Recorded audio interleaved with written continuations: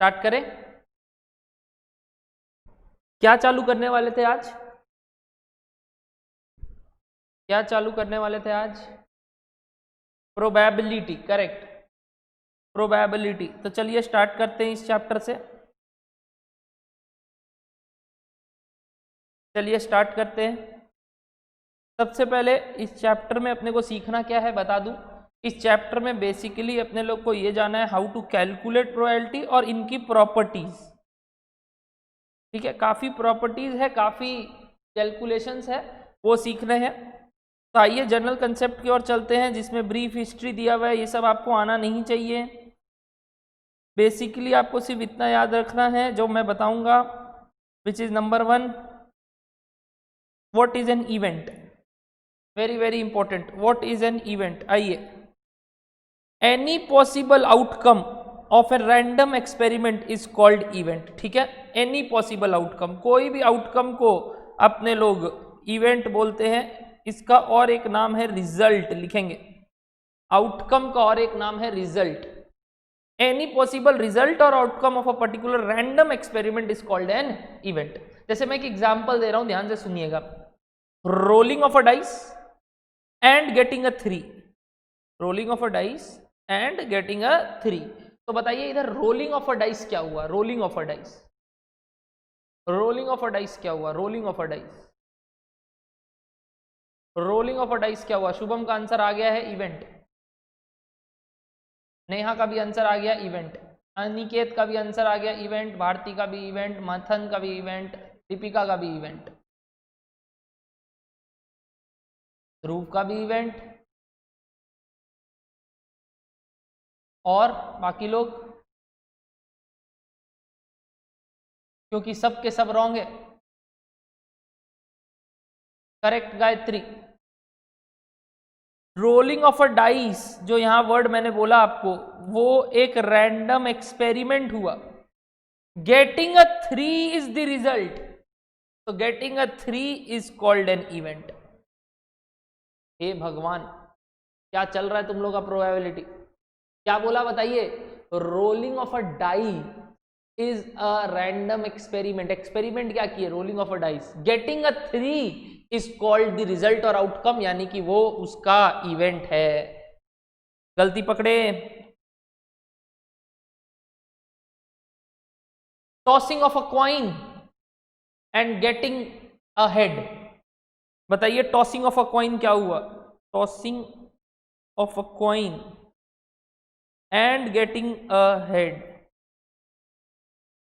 Tossing of a coin क्या हुआ? Random experiment. और गेटिंग अ हेड क्या हुआ?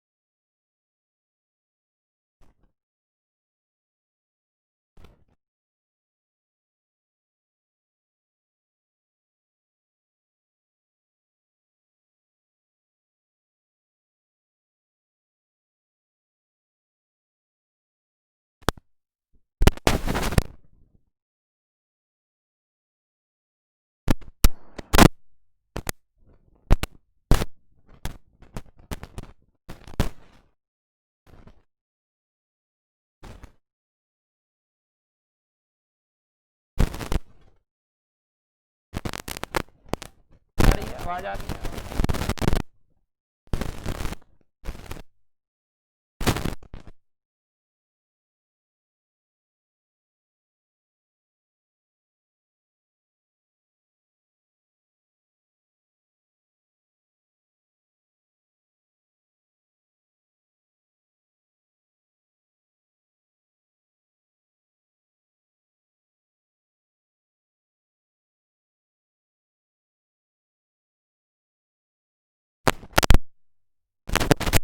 Hello hello hello.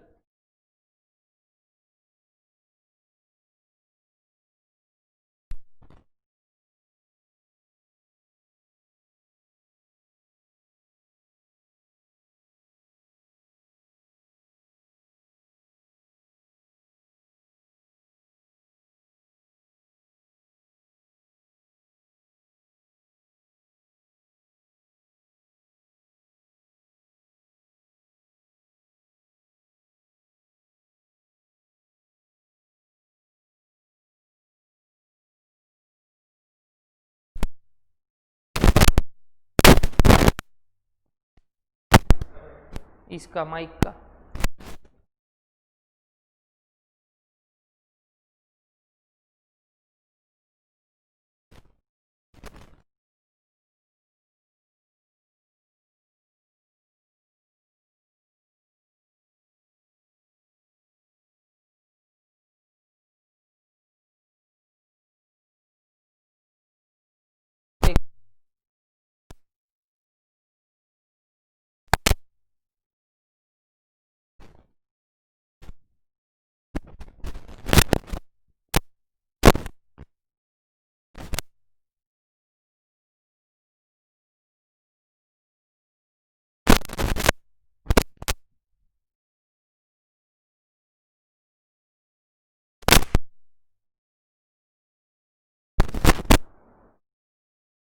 Hello hello. नहीं फिर जा रहा है, 3 बार गया है। हम ये करके देखा है, 3 बार गया है बोल रहा तेरे को। फिर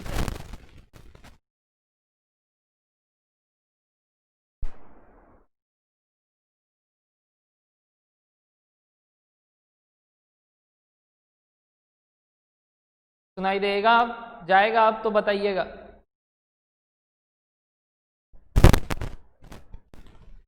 टेक्नीशियन आए थे, ठीक करके गए हैं अभी। चलिए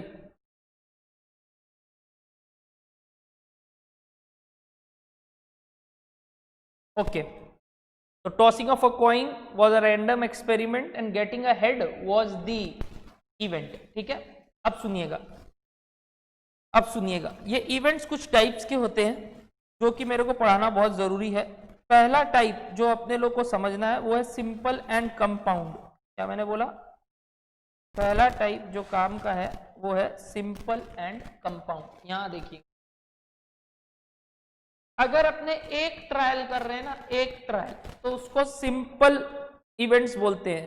when a single event take place the probability of the happening और not happening is known as simple event. When 2 or more events takes place simultaneously then the occurrence is known as compound or compound probability। for instance throwing a die। जैसे देखिए, अगर मैं बोलूं आपको कि एक dice role हो रहा है तो क्या आएगा? या तो 3, या तो 4, या तो 2, या तो 5, या तो 1, या तो 6। तो वो कौन सा इवेंट हुआ? सिंपल की इवेंट, कंपाउंड। सिंपल की कंपाउंड, सिंपल की compound. Rolling of a dice,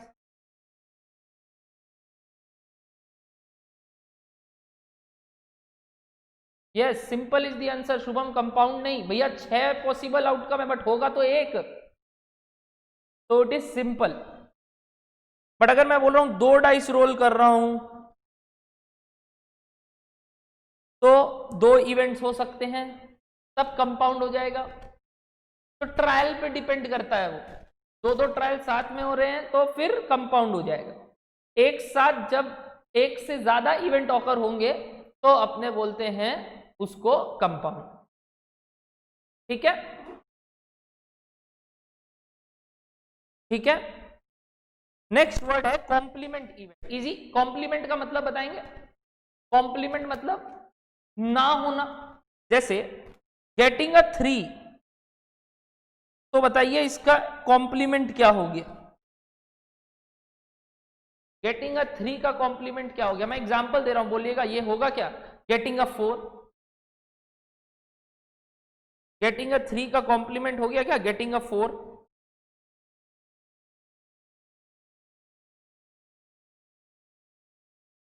getting a 4, getting a 5, getting a 6, getting a 1, getting a 2, सब क्या है? Complement of getting a head, getting a 3।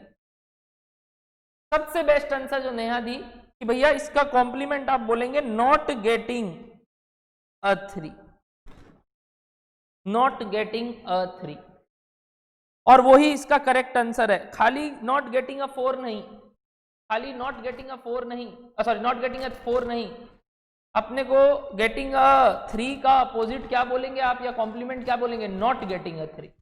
Getting a 4 is one of the complement. तो भैया अगर आप इसको ए से डिनोट करते हैं ना, तो इसको ए बार से डिनोट किया जाता है, या ए डैश से डिनोट किया जाता है, या ए सी से डिनोट किया जाता है। ध्यान है, अपने सेट थ्योरी में भी ऐसा कुछ पढ़े थे, ए कॉम्प्लीमेंट ए डैश ए सी। ठीक है भैया, तो भैया ध्यान रखना है हम लोग को, गेटिंग अ 3 अगर ए है तो ए बार नॉट गेटिंग अ 3 है। Okay okay okay. एक बात बताइए, एक बात बताइए, अब मैं अगर आपको कुछ पूछूं कि मेरे को प्रोबेबिलिटी ऑफ ए पता है, यानी ए कैसे हो सकता है, जैसे कि यहां अगर मैं आपको सिंपली प्रोबेबिलिटी ऑफ 3 पूछूं तो आप जवाब क्या देंगे? भैया एक चांस है होने का और 6 टोटल, तो 1/6। प्रोबेबिलिटी का एक ही फॉर्मूला है, चाहे कुछ हो जाए, 999 फॉर्मूला याद करने का दरकार नहीं है। It is simply favourable cases by total cases, always remember this formula. और ये क्या फॉर्मूला क्या है? ये तो अपने परम्यूटेशन में सीखे हैं कि ये हो गया होने का और ये हो गया टोटल, तो अपने को चांस पूछ रहा है, तो अपने क्या बोलेंगे उसको? होने का डिवाइडेड बाय टोटल। प्रपोर्शन है ये एक तरीके का, प्रोबेबिलिटी क्या है? प्रपोर्शन है। डन, बताइए क्लियर हो रहा है? तो बताइए favourable cases by total cases अगर प्रोबेबिलिटी ए है, तो प्रोबेबिलिटी ऑफ ए कॉम्प्लीमेंट क्या हो गया? ऐसा बोलूं, unfavourable cases by total cases चलेगा? Unfavourable cases by total cases, unfavourable cases by total cases, unfavourable cases by total cases. Unfavourable cases बताइए, अनफेवरेबल केसेस 5 ठो। गेटिंग अ 3 का अनफेवरेबल केसेस क्या हो गया? 1, 2, 4, 5 और 6। तो इसका आंसर क्या हो गया? 5/6। अगर मैं दोनों को ऐड करूं, अगर मैं दोनों को ऐड करूं तो मेरे को क्या मिलता है? अगर मैं दोनों को ऐड करूं तो मेरे को क्या मिलता है? 1। यानी एक बात ध्यान रखिएगा, probability of A plus probability of A complement is always equals to 1। Therefore probability of A complement is equals to 1 minus probability of A. तो मैंने आपको प्रोबेबिलिटी का फॉर्मूला बताया, मैंने आपको एक कॉम्प्लीमेंट के साथ रिलेशन बताया, ठीक है। दो टर्मिनोलॉजी बहुत इंपॉर्टेंट है और वो कुछ ये है, क्या? ऑड्स इन फेवर और ऑड्स अगेंस्ट। ध्यान से सुनिएगा, फटाफट मेरा एग्जांपल में आप बताइए, फेवरेबल केसेस क्या था? 1, अनफेवरेबल केसेस क्या था? 5 और टोटल केसेस क्या था? 6। ये याद रहेगा आपको, जब भी कोई भी क्वेश्चन आए फेवरेबल, अनफेवरेबल और टोटल निकाल लीजिए। सबसे पहले तो टोटल ही निकालिएगा ताकि डिनोमिनेटर पता चल जाए। अब न्यूमरेटर क्या होगा? जो सम्स मांगा है, तो अपने को फेवरेबल केसेस ऊपर लेना होगा अगर सम्स मांगा है वो। डन। बट अगर ऑड्स इन फेवर पूछता है ना, ऑड्स इन फेवर, तो देखिए डिफरेंस क्या होता है। जैसे मैं आपको पूछता हूं ना कि आपके पास होने का चांस क्या है, तो आप क्या बोलेंगे बताइए? What is the chance of your passing? Anybody? Chance of your passing 50%। Neha आप ये 50 बोले कैसे? 1/2। मंथन का भी आंसर 1/2, लिपिका भी 1/2। कोई भी बताइए मेरे को, ये 1/2 आप बोले कैसे?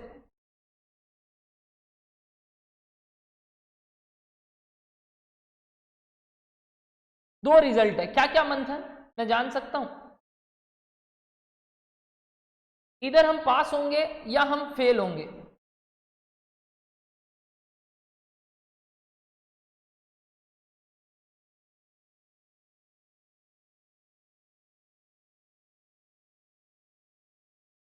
चलिए आपका बात मान लेते हैं।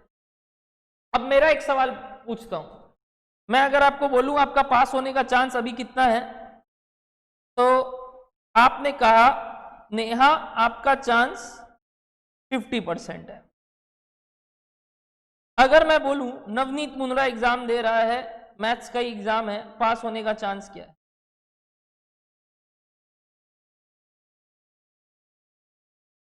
क्यों? मेरे लिए भी तो दो ही आउटकम है, कैसे बोल दिया 100%?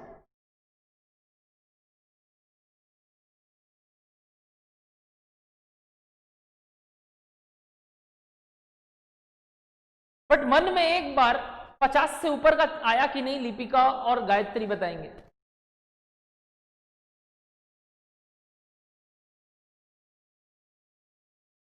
आज आपको एक बहुत इंपॉर्टेंट बात बताऊं, जितने लोग भी वीडियो देख रहे हैं, आप लोग जो अभी मेरे को आंसर दिए ना, बिल्कुल रॉन्ग है। आपके पास होने का चांस कभी भी 50% है ही नहीं। आपके पास होने का चांस आपके पढ़ाई पे, आपके एग्जाम देने के कैपेसिटी पे, आपका एग्जाम टाइम पे क्या साइकोलॉजी चलता है उस पे, आपके आगे पीछे कौन बैठा है उस पे, आपका चीटिंग करने का कैपेसिटी क्या है उस पे, इन सारे फैक्टर्स पे डिपेंड करता है। जैसे कि अभी अगर मैं आपको बोलूं कि आपने ये रिवीजन सीरीज कर रहा है, क्लासेस कर रहे हो, तो आपके पास होने का चांस मैंने क्या कहा 80% है, नॉट 50%। और वहीं जो लोग पढ़ नहीं रहे हैं उनका पास होने का चांस क्या होता है 20%।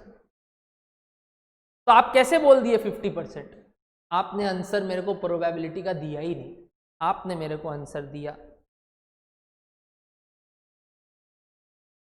क्या वर्ड लिखाऊं, क्या वर्ड लिखाऊं?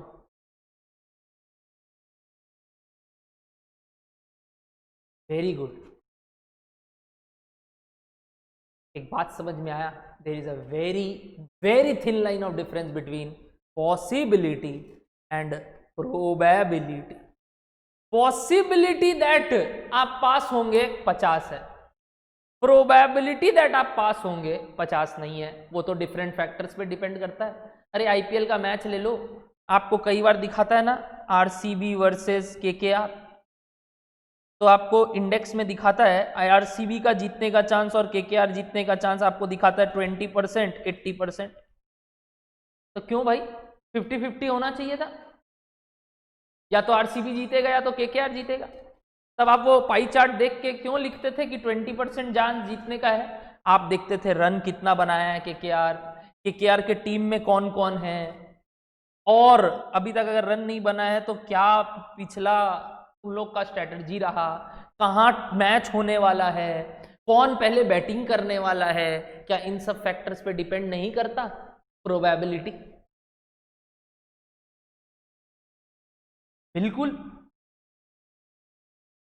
तो आज आप एक बहुत ही बड़ा मिथ से निकलिए कि आपके पास होने का चांस कभी कोई पूछ ले, या आपको कोई पूछ ले कि आपका क्या कारण है ये होने का, तो कभी भी 50-50 नहीं होता कि आप बोल देंगे दो आउटकम है तो 50-50। बट वो डिपेंड करता है कि वो उसका फैक्टर्स क्या क्या है।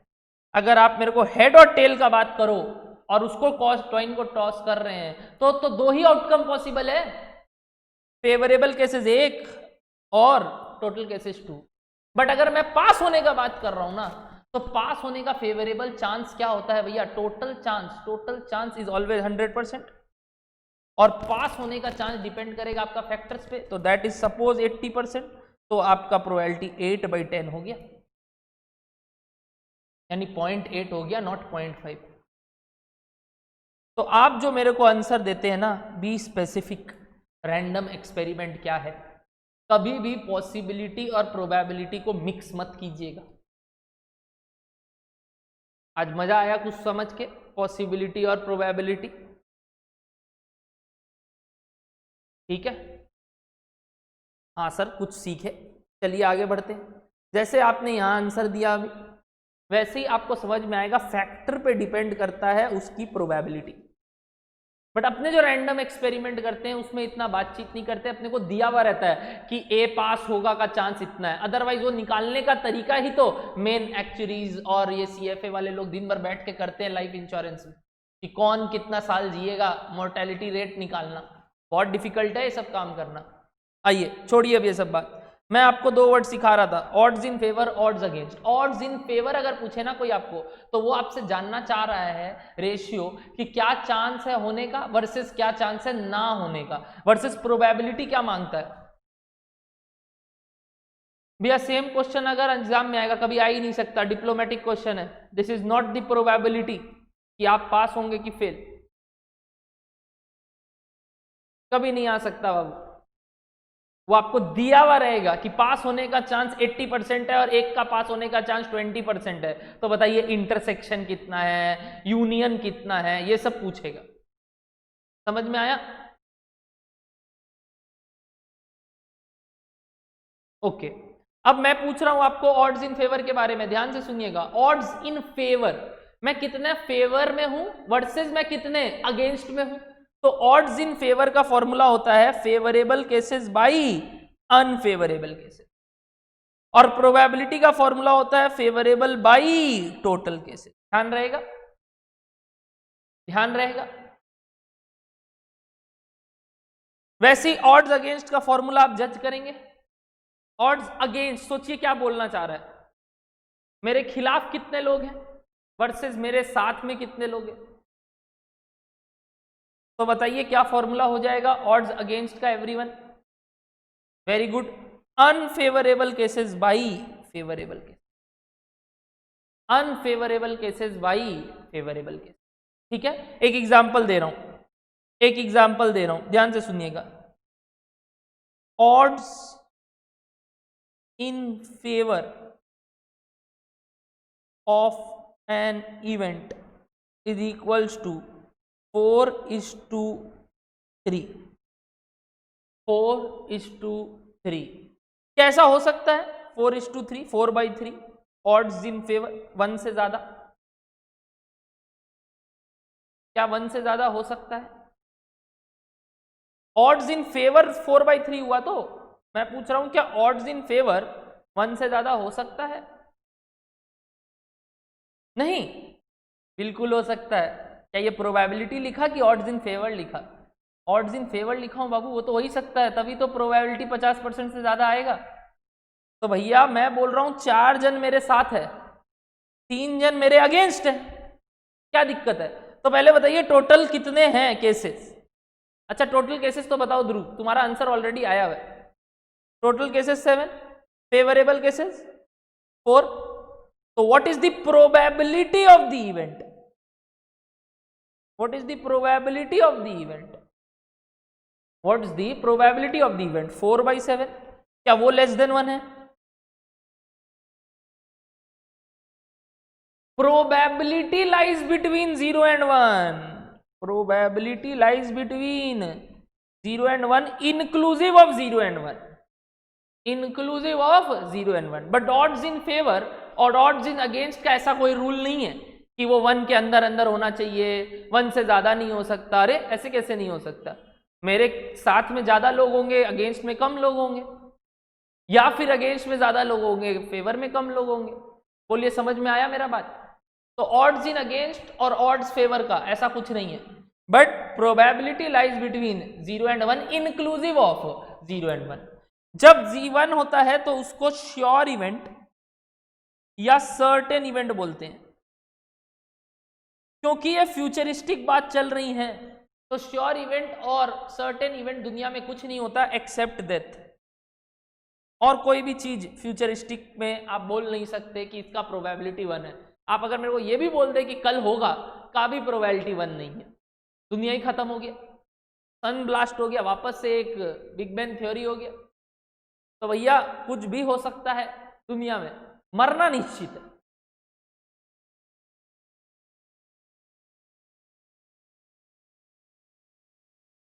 डिनोमिनेटर में टोटल आउटकम किस में होता है ध्रुव? प्रोबेबिलिटी में। तभी तो वहां favourable cases by total cases होता है। अब favourable cases maximum total cases हो सकता है, यानी सर्टेन इवेंट, या फिर मिनिमम केसेस 0 हो सकता है, नेगेटिव तो हो नहीं सकता, इसीलिए प्रोबेबिलिटी 0 और 1 के बीच में लाई करता है, क्योंकि 0/TC is 0 and TC/TC is 1। 1 को श्योर इवेंट या सर्टेन इवेंट बुलाते हैं, 0 को वी कॉल इम्पॉसिबल इवेंट। क्या बुलाते हैं? इम्पॉसिबल इवेंट, हो ही नहीं सकता। ऐसे rolling of a dice and getting a 7, rolling of a dice and getting अ 7, फटाफट इसका फेवरेबल केसेस बताइए। Rolling of a dice and getting अ 7, 0, तो 0 by total cases 6, 0 by total cases 6, answer क्या आएगा? 0। Rolling of a dice and getting 1 2 3 4 5 और 6, rolling of a dice and getting 1 2 3 4 5 और 6, favourable cases बताइए, favourable cases, favourable cases बताइए everybody, favourable cases बताइए। 6, total cases भी क्या है? 6। तो आपने एक सर्टेन इवेंट का बात कर दिया, ये तो होके ही रहेगा। अगर आप डाइस रोल किए हवा में उछालें तो 1 से लेके 6 तो आएगा। भैया मेरा बीच में वो गोटी अटक गया, वो सब बात मत करना, वो सब बकवास बात मत करना कि अटक गया गोटी, भैया हवा में रुक गया, उड़ गया, ग्रेविटी खत्म हो गया, ठीक है? डाइस रोल हुआ है तो ये होके रहेगा। ओके ओके, तो भैया काफी चीज सीखने को मिला, odds in favour, odds against, ठीक है? अगर मैं आपको पूछूं, जैसे वापस से एग्जांपल दे रहा हूं, ऑड्स अगेंस्ट कोई चीज का है 2:3 और ऑड्स इन फेवर एक दूसरे इवेंट का, of an event of another event 4:7, तो इस केस में प्रोबेबिलिटी बताइए क्या है, और इस केस में प्रोबेबिलिटी, पहले वाला प्रोबेबिलिटी ए बताइए, अगर ये इवेंट ए है तो बताइए, और ये इवेंट बी है तो बताइए। इवेंट ए का प्रोबेबिलिटी बताइए, odds against of an event is 2:3, तो इसमें प्रोबेबिलिटी क्या हो गया? सर्वेश का आंसर पहला वाले का 2/5, ध्रुव का आंसर पहले वाले का 3/5, सर्वेश का सेकंड आंसर 4/11 और ध्रुव का सेकंड आंसर 7/11। क्या बोलूं बाबू आप लोग को? एक जन एक राइट लिखा है, एक जन एक राइट लिखा है, हे भगवान।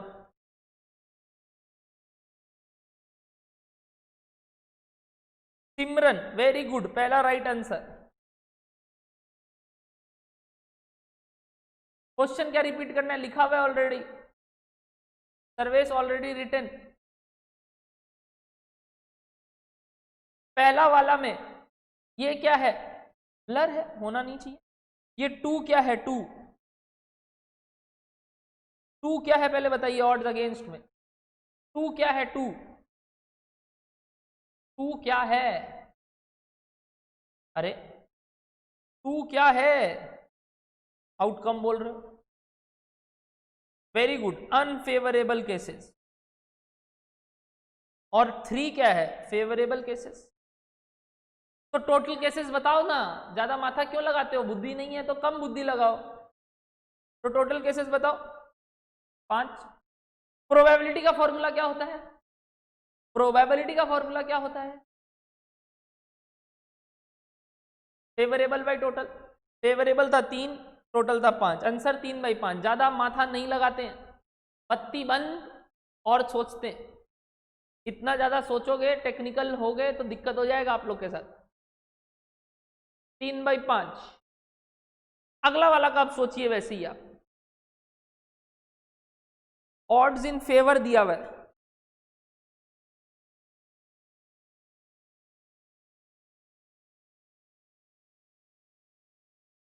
अब सबका आंसर सही आ रहा है। Favourable cases 4, total cases 11। Done, सीख गए कैसे ऑड्स इन फेवर से ये निकालते हैं। अच्छा रेसिप्रोकल बात पूछूं, probability of A is equals to 2/8, 2/7 लेते हैं, चलिए 2/7, and probability of B is 4/5, A का मेरे को बताइए ऑड्स इन फेवर, और बी का आप मेरे को बताइए odds against. Odds in favour बताइए ए का, और ऑड्स अगेंस्ट बताइए बी का। ऑड्स इन फेवर बताइए, ऑड्स इन फेवर, और ऑड्स अगेंस्ट बताइए प्रोबेबिलिटी बी का।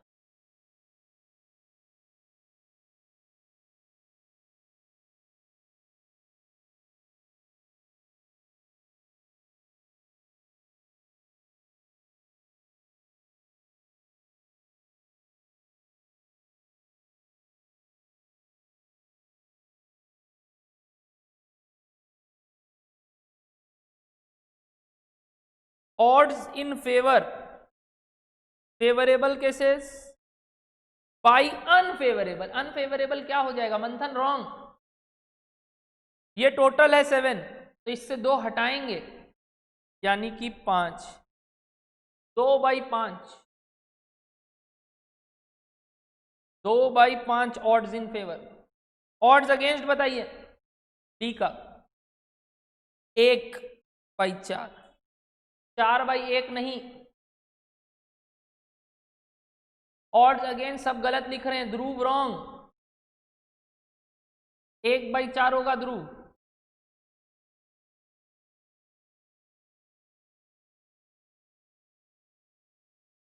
दो बाई 5, 1/4, वेरी गुड। कैसे बाबू? 4 फेवरेबल केस, टोटल केस 5, तो अनफेवरेबल केस 1। ऑड्स अगेंस्ट होता है अनफेवरेबल बाई फेवरेबल। क्या नेहा, ये उम्मीद नहीं था आपसे, क्या कर रहे हो?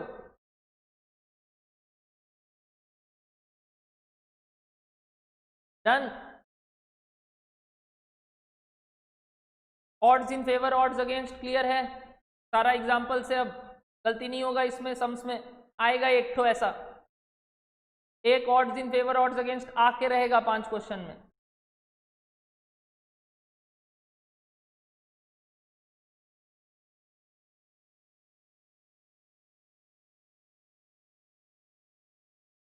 ठीक है भैया, ठीक है, आगे बढ़िए।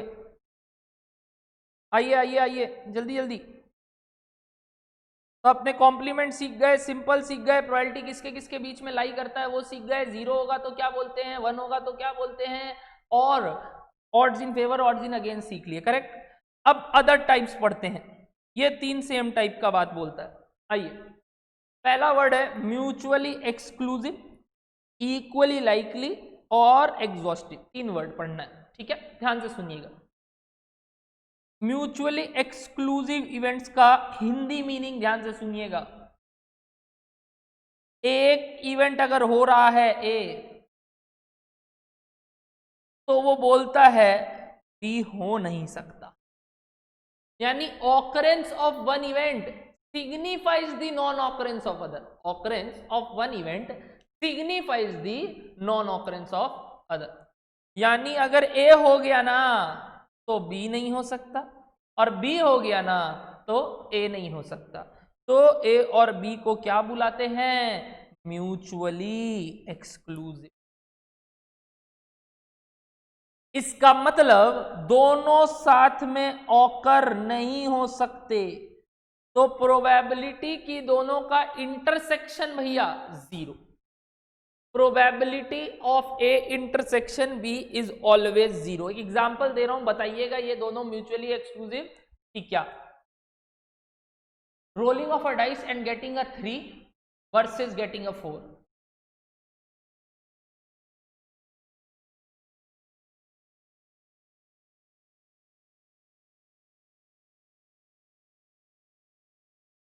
Getting a 3 versus getting a 4।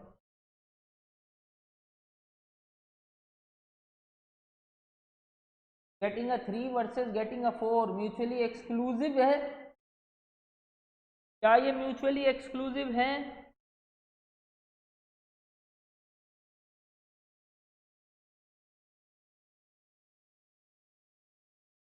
ठीक है, आप कोलकाता के रहने वाले हैं, और आप 17 साल के हैं और आप वोट दे सकते हैं,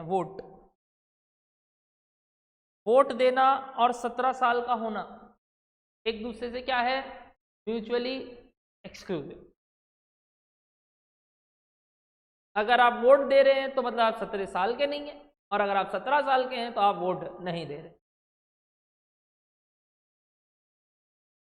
ठीक है, तो म्यूचुअली एक्सक्लूसिव का मतलब समझ में आया आपको? एक होना, मैं वापस से बोल रहा हूं, एक होना ये निश्चित करता है कि दूसरा कोई इवेंट नहीं हो रहा है, तो वो दोनों एक दूसरे से म्यूचुअली एक्सक्लूसिव। अगर मैं आपसे पूछूं म्यूचुअली एक्सक्लूसिव का डेफिनेशन पढ़ के, क्या 3 and 4 का जो मैंने बात बोला, getting a 3 and getting a 4, तो म्यूचुअली एक्सक्लूसिव हो गए? आपको ये सुन के डिपेंडेंट इवेंट बोलोगे आप इनको कि इंडिपेंडेंट इवेंट? क्या ये दोनों इवेंट एक दूसरे पे डिपेंडेंट है कि इंडिपेंडेंट है? ध्रुव का आंसर इंडिपेंडेंट, नेहा का आंसर इंडिपेंडेंट, भारती का आंसर इंडिपेंडेंट, गायत्री का answer dependent, Sarvesh dependent, Aniket independent,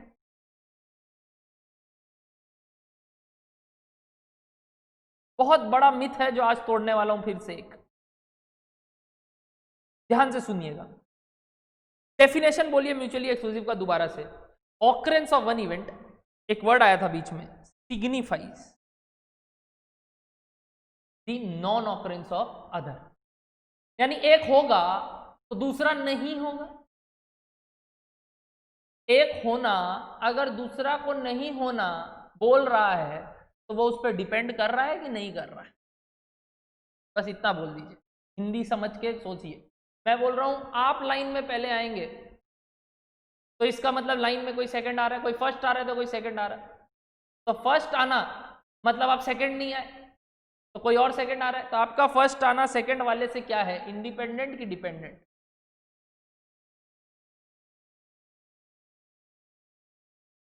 head आ रहा है इसका मतलब टेल नहीं आ रहा है, तो हेड आना क्या टेल नहीं आने पे डिपेंड कर रहा है, टेल को रोकने को निश्चित कर रहा है वो? आंसर चेंज हो रहा है धीरे धीरे, बिल्कुल सही। अगर दो इवेंट एक दूसरे से म्यूचुअली एक्सक्लूसिव है तो वो इंडिपेंडेंट हो ही नहीं सकते, then they can never be independent, then they can never be independent.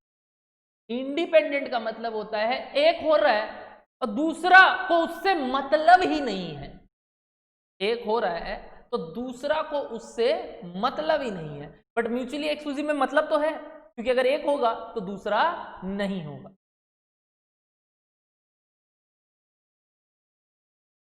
यानी if events are mutually exclusive they can never be independent and vice versa. ये लाइन लिख लीजिएगा, अगर एक इवेंट एक दूसरे से म्यूचुअली एक्सक्लूसिव है तो वो इंडिपेंडेंट तो हो ही नहीं सकता। Independent events are always non mutually exclusive, are always non mutually exclusive.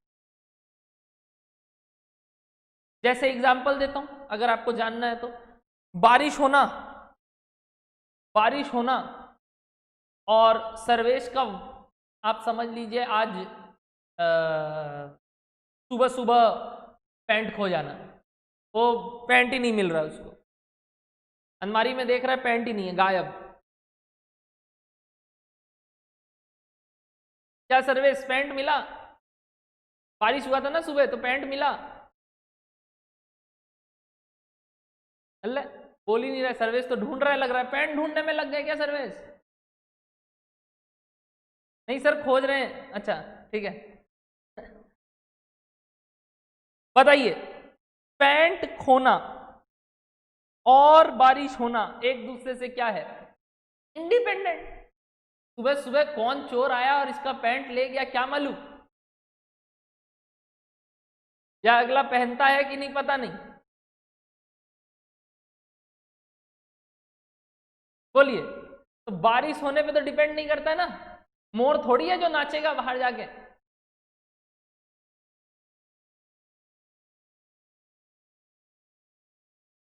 बोलिए बोलिए बोलिए। तो बताइए ये दोनों एक दूसरे से क्या हुए, इंडिपेंडेंट। अच्छा क्या ये दोनों इवेंट हो सकता है साथ में? Is the occurrence of event possible together? Is the occurrence of event possible together? Yes, हो ही सकता है। पैंट नहीं मिल रहा है, बारिश आया,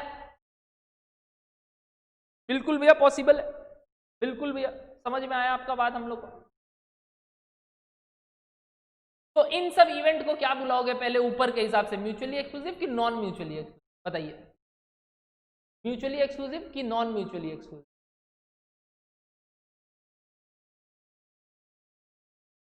non mutually exclusive. And independent?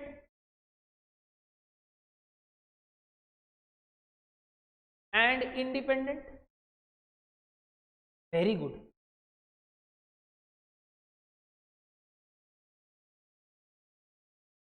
एक और एग्जांपल देता हूं, जज कीजिएगा। आज बारिश आया और ध्रुव को सर्दी लग गया। आज बारिश आया और ध्रुव को जोरदार सर्दी लग गया, नाक बहा पे बहा जा रहा है।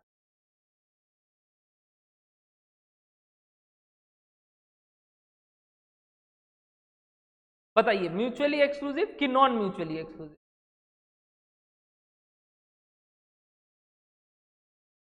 हाँ वो बाहर निकला, ऑब्वियसली बारिश आया, बाहर निकला, भीग गया और एकदम तेज, छत्ता भी नहीं था ना, उसके पास कोई आशिकी 2 करने वाला था, तो भैया भीग गया, अकेला था, कोई नहीं था साथ में, तो गर्माश भी नहीं फील हुआ उसको कहीं से। म्यूचुअली एक्सक्लूसिव कैसे लिख रहे हो आप? बोल रहे हो बारिश होगा तो उसको सर्दी लग ही नहीं सकता।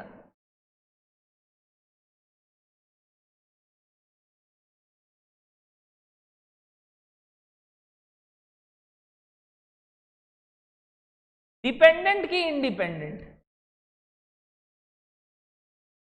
भैया डिपेंडेंट, भैया dependent, very good, very good. अब बताइए म्यूचुअली एक्सक्लूसिव की नॉन म्यूचुअली एक्सक्लूसिव? अब बताइए म्यूचुअली एक्सक्लूसिव की non mutually exclusive?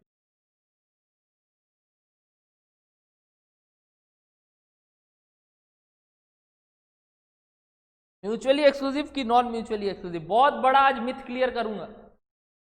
Non mutually exclusive, very very good. तो एक लाइन बोल रहा हूं, ट्रू या फॉल्स बोलिएगा।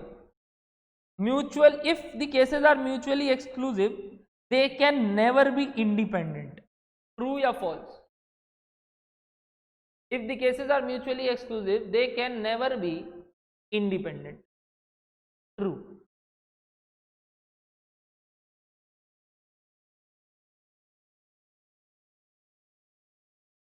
If the events are independent then they are non mutually exclusive. True ki false?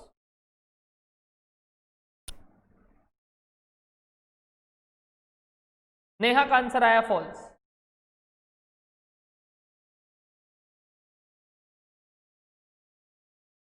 Sarvesh false, Aniket false, Shubham false, Dhruv false.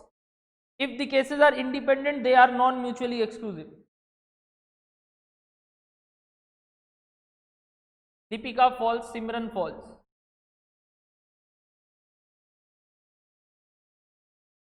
सब के सब करप्ट हैं, सब के सब करप्ट है। Answer is true.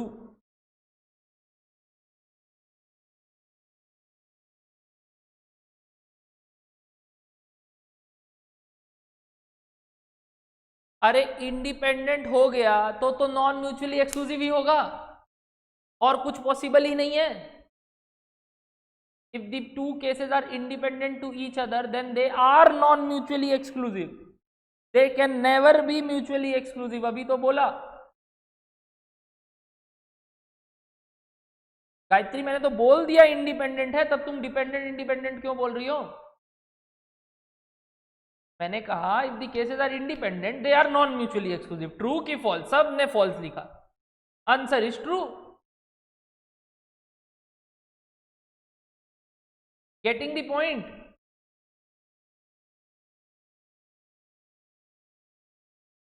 ये डिफरेंस याद रहेगा हमेशा। ठीक है, अब मैं आगे बोल रहा हूं, वापस से ध्यान से सुनिएगा। सपोज मैं बोल रहा हूं cases are independent, no sorry dependent, then they are mutually exclusive.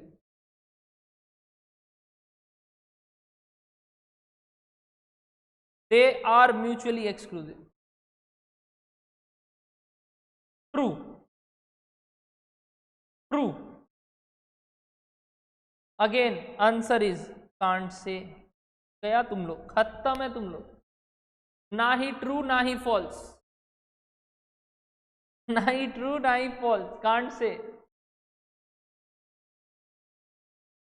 अगर कोई इंडिपेंडेंट है तब अपने बोलते हैं कि वो पक्का से पक्का नॉन म्यूचुअली एक्सक्लूसिव है। अगर कोई डिपेंडेंट है तो वो नॉन म्यूचुअली एक्सक्लूसिव या म्यूचुअली एक्सक्लूसिव, दोनों हो सकता है ना। अभी तो एग्जांपल लिया, एक एग्जांपल लिया ना यहाँ, बारिश versus pant, rain versus pant. Dhruv का सॉरी किसका पैंट था?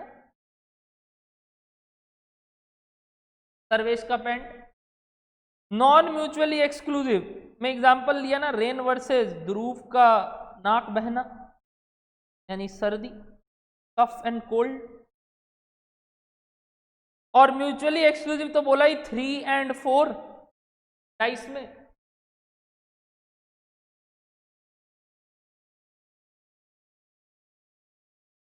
यानी if the events are dependent they can be non mutually और mutually, both can be both. Last छक्का मारूं एक ठो आप लोग के बॉल पे, कोई राइट आंसर देगा? गूगली दूं एक ठो, देखते हैं कितना लोग छक्का मारता है, कितना लोग बोल्ड होता है। If the events are mutually exclusive they are dependent event.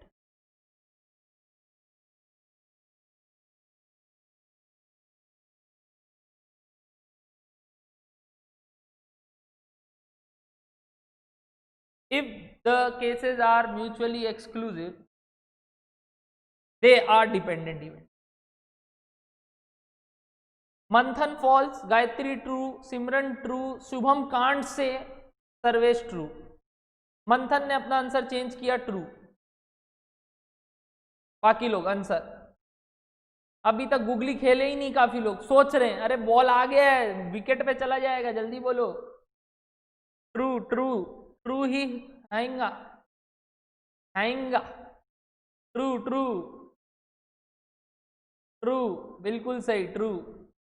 अगर म्यूचुअली एक्सक्लूसिव है तो डिपेंडेंट पक्का है, बट डिपेंडेंट है इसका मतलब म्यूचुअली एक्सक्लूसिव हो जरूरी नहीं, जरूरी नहीं। Partly true partly false.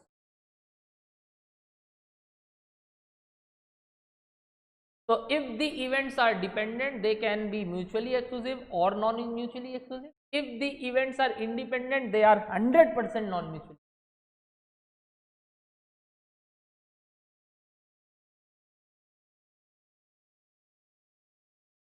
लिखे हैं कहीं ये सब बात? कहीं लिखे हैं ये सब बात? आएगा ये सबसे क्वेश्चन और काफी चीज सीखने को मिला होगा आगे जिंदगी में। तो इंडिपेंडेंट का मतलब क्या होता है? एक होना दूसरा पे कोई निर्भर नहीं करता है। डिपेंडेंट होना मतलब निर्भर करता है। निर्भर दो तरीके से कर सकता है, mutually exclusive, non mutually exclusive. और म्यूचुअली एक्सक्लूसिव का मतलब आप समझ गए, इतना तक क्लियर है?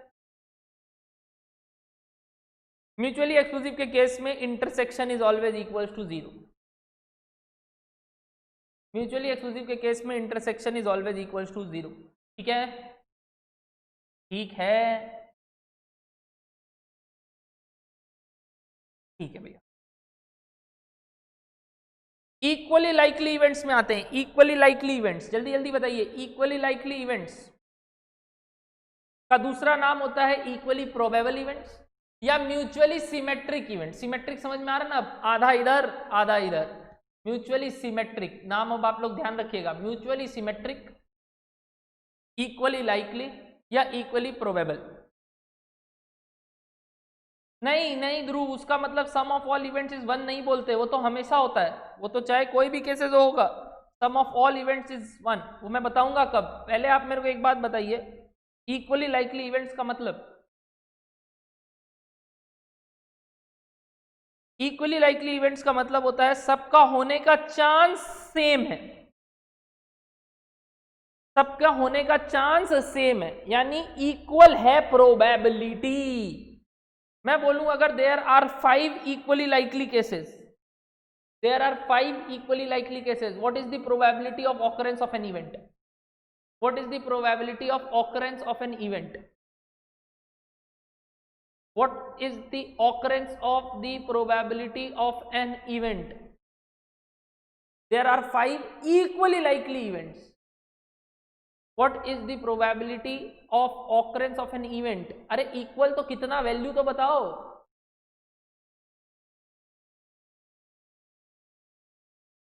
क्या 50-50 क्या बोल रहे हो गायत्री, नहीं समझ में आया आपका बात। ऑकरेंस प्रोबेबिलिटी बताओ, अगर 5 इवेंट है तो एक इवेंट होने का चांस क्या है, 5 इवेंट इक्वली लाइकली है तो, हाँ सर्वेश वेरी गुड, 1/5। अब आपको समझ में आया वो पॉसिबिलिटी और प्रोबेबिलिटी का मतलब। पास होना और फेल होना इक्वली लाइकली इवेंट नहीं है, इसीलिए उसका आंसर 1/2 नहीं है। बट हेड आना और टेल आना क्या है, हेड आना और टेल आना, हेड आना या टेल आना क्या है, पहले बताइए, हेड आना और टेल आना है क्या, इक्वली लाइकली। टॉस हुआ है तो इक्वली लाइकली है, तो एक का होने का चांस 1/2, दूसरा का होने का चांस भी 1/2। अच्छा वापस बोल रहा हूं, rolling of a dice and getting a 4, rolling of a dice and getting a 4, 1/6। अच्छा कैसे बोल दिए 1/6, क्योंकि गेटिंग अ 1 2 3 4 5 6 सब क्या है एक दूसरे से, सब क्या है एक दूसरे से, सब क्या है एक दूसरे से, इंडिपेंडेंट, ऐसे मत बोलो dependent independent, equally likely, equally likely. और बाबू डिपेंडेंट नहीं है ध्रुव, इंडिपेंडेंट है, सॉरी डिपेंडेंट है, सॉरी सॉरी सॉरी, पहले बोलो इक्वली लाइकली, समझ में आया। तो बताइए इफ देयर आर के equally likely events, what is the probability of an event, what is the probability of an event if there are k number of events equally likely, what is the probability of occurrence of one event। पता है इस type के distribution को क्या नाम दिया गया, अगर केसेस इक्वली लाइकली होते हैं ना तो उस डिस्ट्रीब्यूशन को बोलते हैं यूनिफॉर्म डिस्ट्रीब्यूशन। क्या नाम दिया गया, यूनिफॉर्म डिस्ट्रीब्यूशन। नाम से ही समझ में आ रहा है सबका यूनिफॉर्म सेम रहता है, स्कूल में भी यूनिफॉर्म मतलब सब एकदम सेम है, यूनिफॉर्म है, सब बराबर है, सब एकदम सेम है, यूनिफॉर्म है, इसीलिए उसको क्या बुलाते हैं, यूनिफॉर्म डिस्ट्रीब्यूशन। तो इक्वली लाइकली इवेंट्स के, मैं बोल तो रहा हूँ, ब्लर आ रहा है आने दो, मैं सुनाई तो पूरा दे रहा, क्या बुलाते हैं, इक्वली लाइकली इवेंट्स के डिस्ट्रीब्यूशन को क्या बुलाते हैं, ट्रायल को क्या बुलाते हैं, वो एक्सपेरिमेंट को क्या बुलाते हैं, यूनिफॉर्म डिस्ट्रीब्यूशन।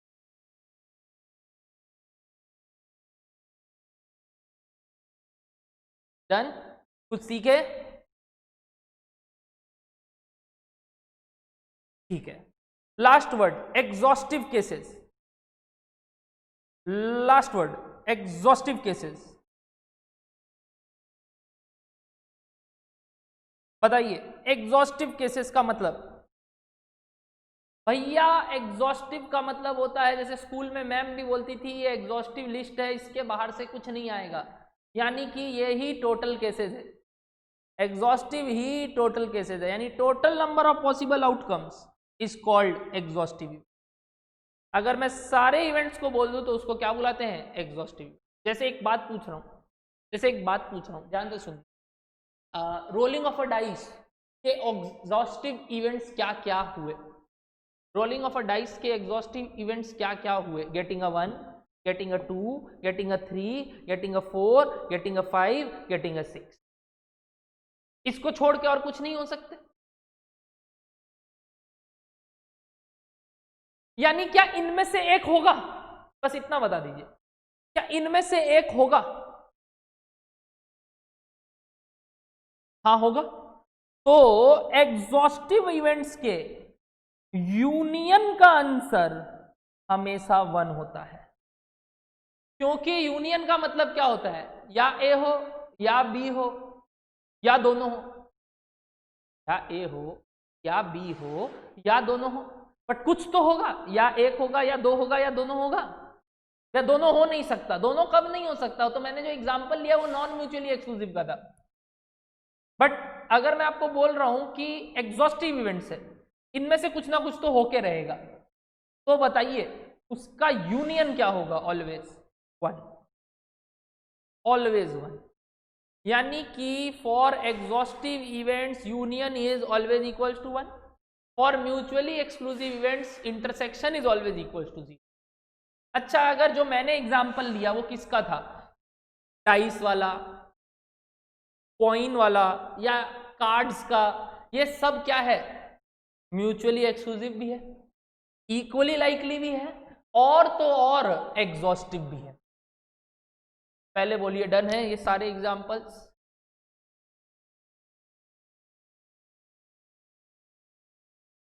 तो अगर मैं आपको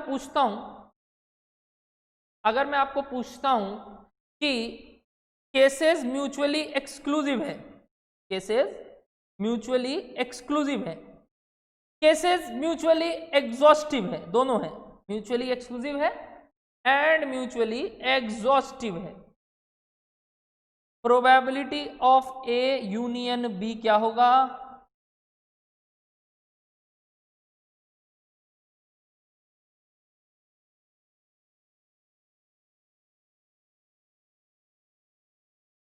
वन होगा, 1, very good. Probability of A intersection B क्या होगा, probability of A intersection B क्या होगा, 0 होगा, ठीक है। अच्छा, probability of A union B का फॉर्मूला होता क्या है, किए थे ना, एन का वैसी P of A plus P of B minus P of A intersection B, याद आ रहा है, ये सेट थ्योरी में भी किया हुआ है, वहां पी की जगह एन था,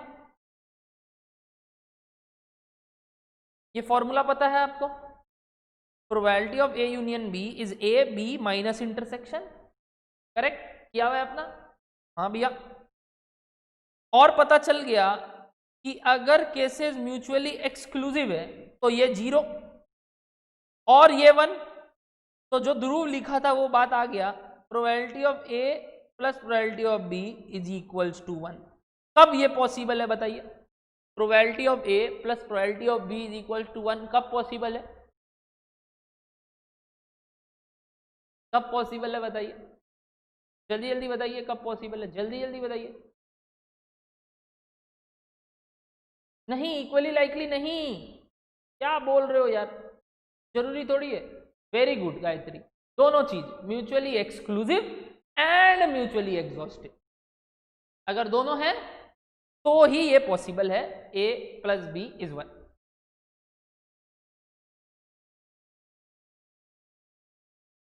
एग्जॉस्टिव एंड एक्सक्लूसिव,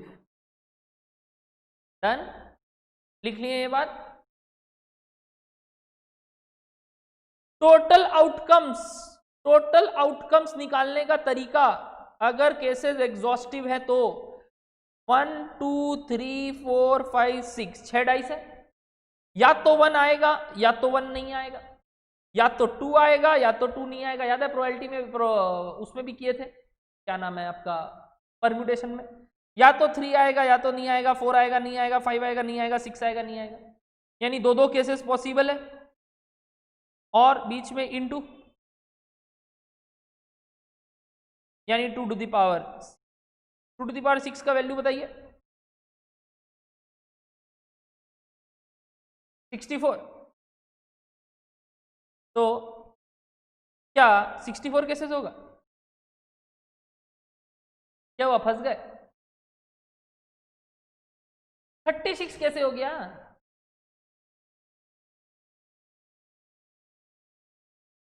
अरे बुड़वक, मेरा क्वेश्चन ही गलत है। ऐसा हो सकता है क्या ये दोनों साथ में आए? अगर मैं आपको ये नहीं पूछूं, ये पूछूं कि 2 डाइस रोल हुआ है, क्या हुआ है? 2 डाइस रोल हुआ है, और मैं अगर आपको पूछूं कि भैया 2 डाइस रोल होने के बाद टोटल केसेस कितने बनेंगे, 2 डाइस रोल होने के बाद टोटल केसेस कितने बनेंगे?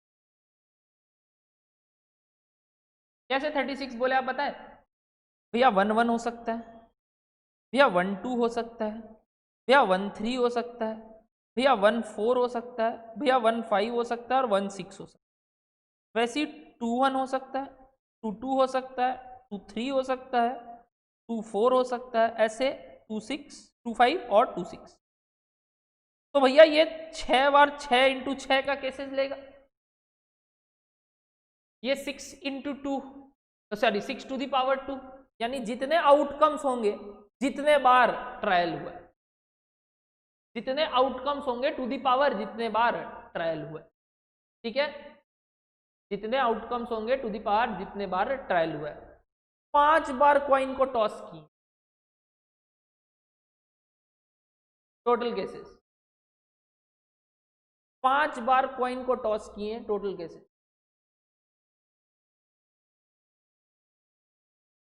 32। 10 नहीं, 5 इंटू 2 नहीं बाबू, 2 to the power 5, answer is 32 cases होंगे। Manthan Neha wrong, 32 possible outcomes हैं।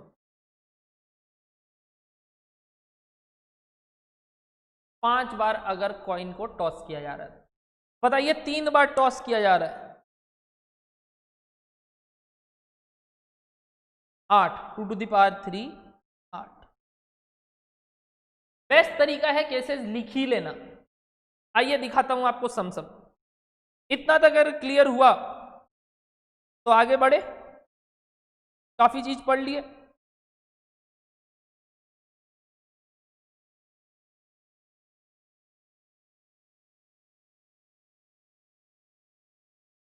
सैंपल स्पेस टोटल केसेस वाला चीज होता है। सैंपल स्पेस कुछ काम का बात नहीं हुआ, कहां था सैंपल स्पेस?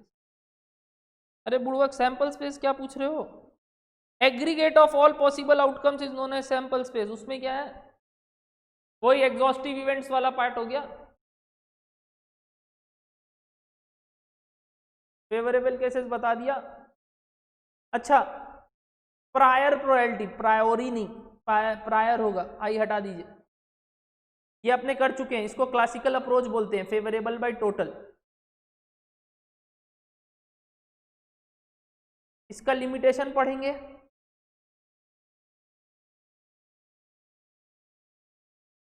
और उसके बाद आया रिलेटिव फ्रीक्वेंसी, या फिर इसको बोलते हैं स्टैटिस्टिकल थ्योरी। क्या बुलाते हैं? स्टैटिस्टिकल थ्योरी, जो बोलता है कि जो लिमिटेशन था ना स्टैटिस्टिकल क्लासिकल अप्रोच का, वो हम हटा दिए और हम बोल दिए cases can go up till infinite series.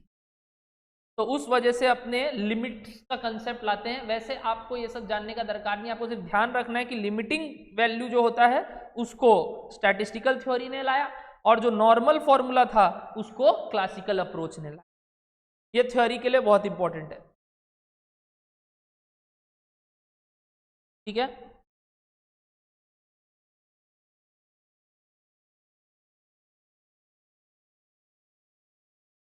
Okay भैया, अब कुछ बात करते हैं इंडिपेंडेंट और डिपेंडेंट के बारे में। बोलिए चले।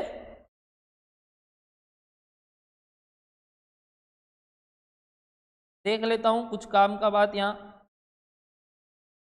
बेस थ्योरम आ गया, उससे पहले इंडिपेंडेंट और डिपेंडेंट, आइए कुछ बातें करते हैं। मैंने कहा दो टाइप होता है, इंडिपेंडेंट, दूसरा डिपेंडेंट। पहले डिपेंडेंट के बारे में बात करते हैं, ठीक है, ठीक है, ओके। डिपेंडेंट बोलता है सपोज ए एंड बी दो डिपेंडेंट इवेंट्स है, ए एंड बी सपोज दो डिपेंडेंट इवेंट, ओके। मैं आपको बोल रहा हूं और दोनों दोनों डिपेंडेंट इवेंट्स का अगर मैं आपको पूछूं व्हाट इन दोनों के बीच में, पहले मैं एक और बात कर रहा हूं उससे पहले कि प्रोबेबिलिटी ऑफ ए, ये साइन क्या बुलाते हो आप इसको? अच्छा आप ऐसे देखो क्या, A by B, probability of A by B, ऐसा कुछ देखो, A by B, A by B देखो, probability of A by B देखे हो, क्या बुलाते हैं इसको?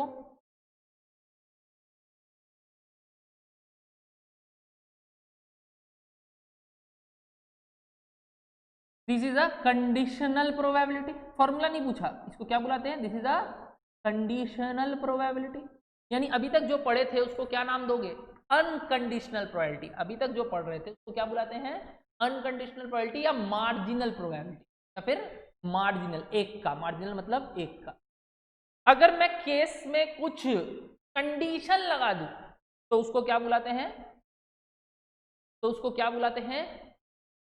Conditional probability. ध्यान से सुनना, अपना बोल चाल बहुत ही गलत है जो अपने इसको लिखते भी गलत है। ए बाई बी कभी नहीं बोलते और ना ही उसका साइन ये होता है। This is wrong way of saying and wrong way of presenting. The correct way of saying and correct way of presenting is A such that B. ये साइन सीधा होता है और उसको क्या बुलाते हैं? सच दैट का sign. Probability of A such that B has already occurred, जो नेहा ने आंसर दिया था, probability of A such that B has already occurred. But क्या हुआ, बुक्स में भी और टीचर्स भी क्या करने लग गए, धीरे धीरे अपने लेजी होते, मैथमेटिशियंस आर वेरी लेजी, वो लोग क्या करने लग गए, इस साइन को धीरे धीरे टेढ़ा लिखने लग गए, क्योंकि सीधा तो उनसे कुछ बनता है नहीं, और बोलने भी ए बाई बी लग गए। इसीलिए कल्चर बन गया कंडीशनल प्रोबेबिलिटी को ए बाई बी बोलना। But the correct terminology and the correct way is always A such that B has already occurred, और साइन होता है A such that B, it's never A by B।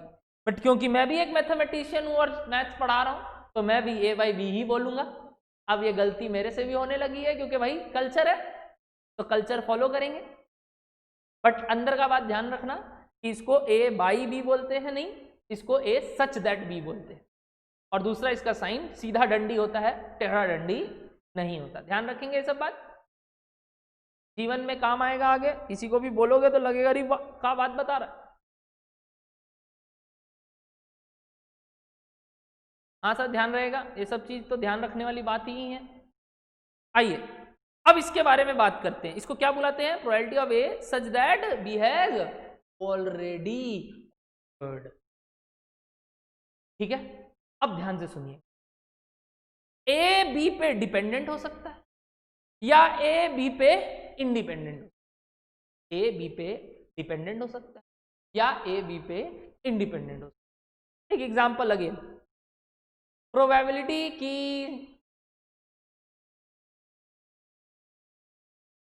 Sarvesh का pant खो गया such that आज बारिश आया। बताइए ये सच दैट से आपको लेना देना भी है?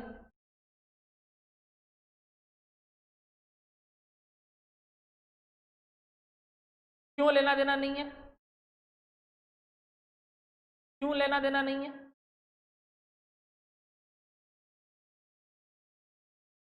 डिपेंडेंट नहीं है भैया, इंडिपेंडेंट है। अच्छा एक और एग्जांपल दे रहा हूं, सर्वेश का सुबह सुबह पैंट खो गया, उसके घर में मौसी का लड़का आया था सुबह सुबह, सच दैट कि उसके घर में मौसी का लड़का आया था, सेम उम्र का, सेम साइज का, लेवाइस का पैंट था। मौसी के लड़के होते ही ऐसे,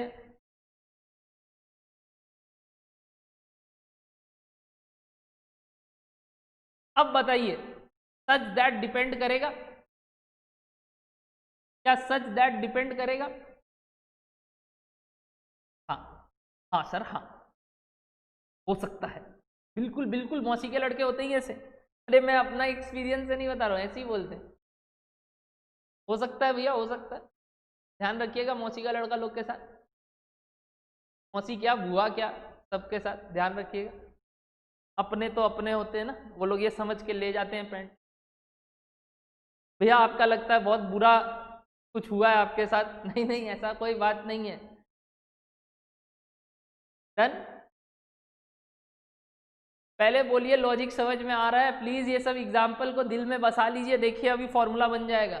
ओके, तो भैया अगर इंडिपेंडेंट है तो प्रोबेबिलिटी कि ए हो सच दैट बी ऑकर हो गया, तो बी से लेना देना ही नहीं है, इसीलिए उसका प्रोबेबिलिटी ए ही होता है, क्योंकि उसको बी से कोई मतलब नहीं है, क्योंकि उसको कोई बी से मतलब नहीं है। अगर केसेस क्या है? इंडिपेंडेंट। पहले बोलिए यहां तक क्लियर है?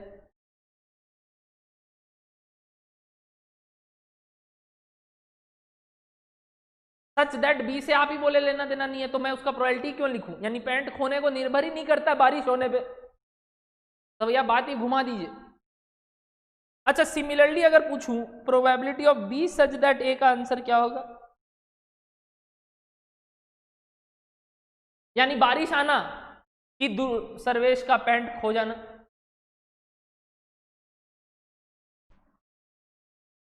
ये भी प्रोबेबिलिटी ऑफ बी ही होगा।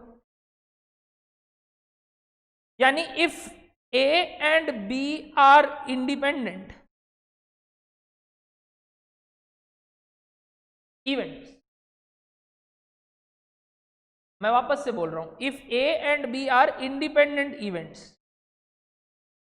Then A is independent of B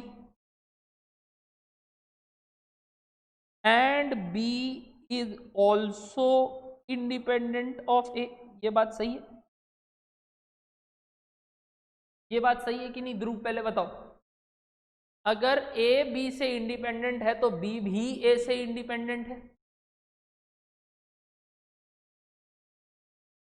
अगर ए बी से इंडिपेंडेंट है तो बी भी ए से इंडिपेंडेंट है कि नहीं?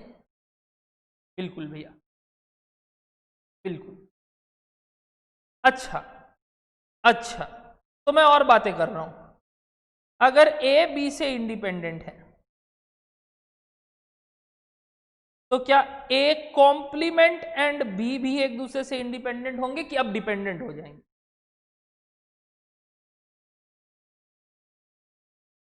ए नहीं होना और बी एक दूसरे से क्या हो जाएगा? इंडिपेंडेंट कि डिपेंडेंट? सोच के देखिएगा,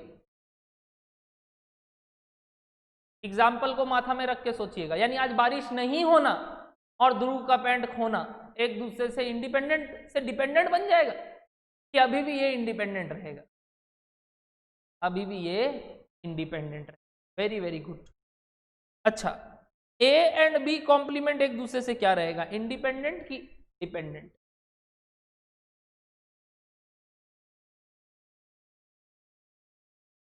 इंडिपेंडेंट। और A complement and B complement एक दूसरे से क्या रहेगा? ए कॉम्प्लीमेंट और ए बी कॉम्प्लीमेंट एक दूसरे से क्या रहेगा? इंडिपेंडेंट। तो अगर मैं आपको बोलता हूं if A and B are independent, तो आप तीन कंक्लूजन लिखेंगे हमेशा कि ए कॉम्प्लीमेंट बी से इंडिपेंडेंट है, ए और बी कॉम्प्लीमेंट एक दूसरे से इंडिपेंडेंट है, और ए कॉम्प्लीमेंट और बी कॉम्प्लीमेंट भी एक दूसरे से इंडिपेंडेंट है। इतना बात क्लियर हुआ?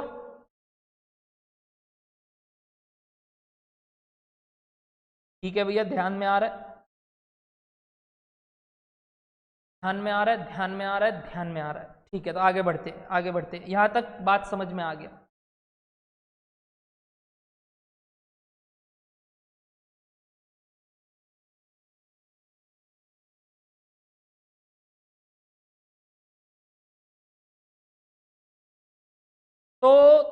तो मैं अगर आपको बोलूं तीन इवेंट है ए बी और सी, और मैं आपसे पूछूं probability of A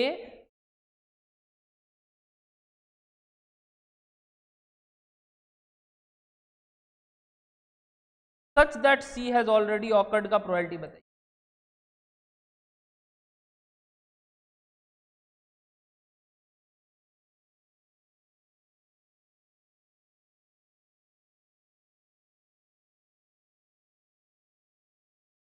one third? अरे क्या बोल रहे हो यार, वन थर्ड कैसे? मैं पूछा probability of A such that C has already occurred, A B C independent है।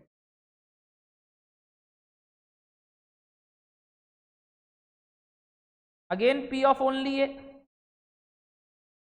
Very good. अब पूछ रहा हूं, ध्यान से सुनना, probability of A intersection B अगर A and B are independent. Please रटे हुए आंसर नहीं देंगे, जल्दी जल्दी बताएंगे क्या होगा। जीरो, नेहा का आंसर आया zero, Sarvesh Dhruv zero, Deepika zero, Gayatri zero, Aniket भी जीरो, शुभम भी जीरो।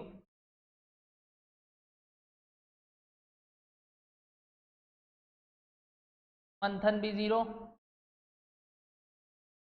क्या करूं, सेशन एंड? सेशन एंड कर दूं?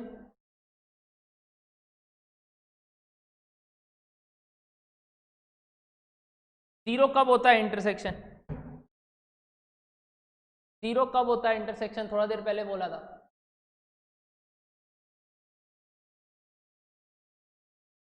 म्यूचुअली एक्सक्लूसिव होने से, डिपेंडेंट होने से। ये क्या केस चल रहा है?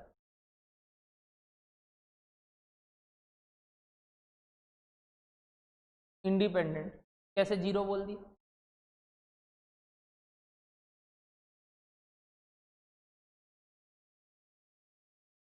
हे भगवान, पूरा मूड स्पॉइल लास्ट में आते आते।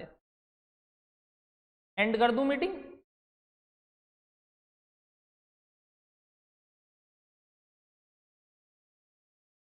चलो सॉरी बोलो सब, चलो चलो चलो मनाओ मेरे को, सितंबर है, सॉरी बोलो।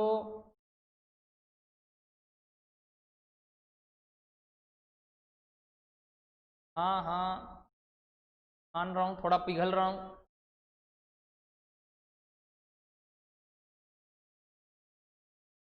हाँ हाँ पिघल गया। ठीक, सुनना, इंटरसेक्शन का मतलब बताओ।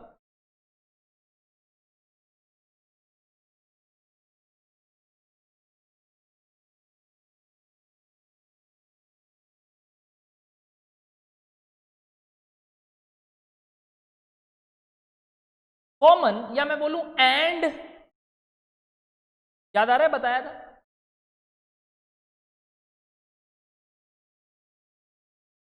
ए होना एंड बी होना,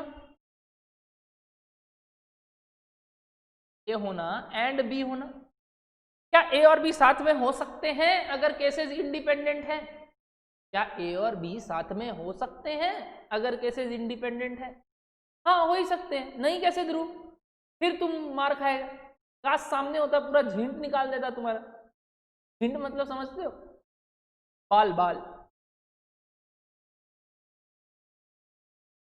फॉर्मूला छोड़ो, मेरा आंसर दो। हो ही सकता है भाई, पैंट खो गया और बारिश आ गया।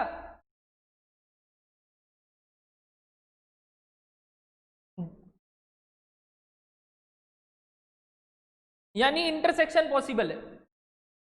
और एंड है, एंड मतलब दोनों एक दूसरे पे डिपेंड भी नहीं करते बट साथ में हो गए।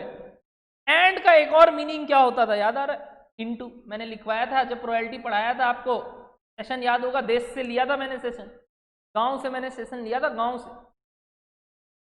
मैंने आपको बोला था बहुत इंपॉर्टेंट बात, इंटरसेक्शन एंड इनटू और यूनियन और मल्टीप्लाई प्लस।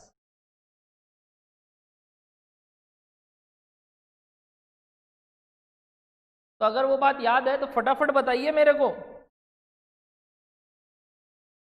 क्या मैं बोल दूं ए अगर बी से इंडिपेंडेंट है और उसका इंटरसेक्शन मांगा है यानी इनटू मांगा है ए और बी का, यानी P of A into P of B is probability A intersection B when A and B are when A and B are when A and B are independent. इसको multiplicative rule बोलते हैं।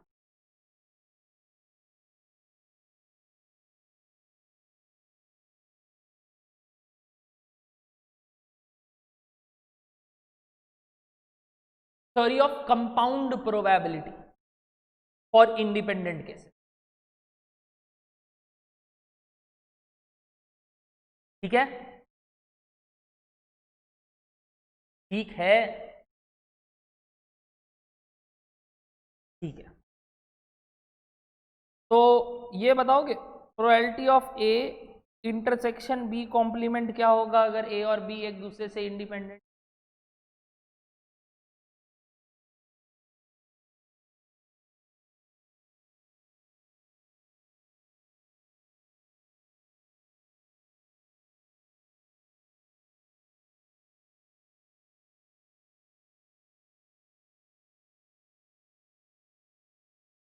क्या बोल रहे हो फिर से? तो कुछ समझ में ही नहीं आता है। Sarvesh wrong, Gayatri wrong.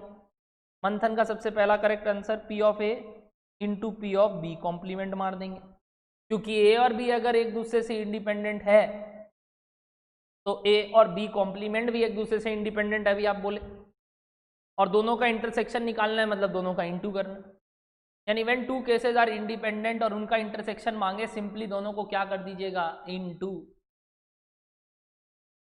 सर्वेश, गायत्री समझ में आया? आयुष रॉन्ग।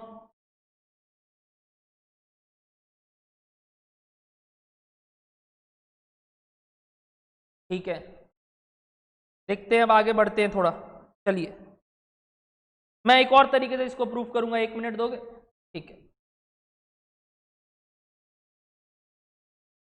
फटाफट मेरे को बताइए, फटाफट मेरे को बताइए, अगर केसेस डिपेंडेंट है, बात करते हैं, अब आते हैं इधर, तो मेरे को फटाफट बताइए probability of A such that B has already occurred, क्या पी ऑफ ए होगा कि अब नहीं होगा?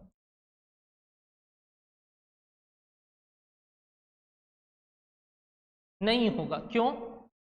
क्यों?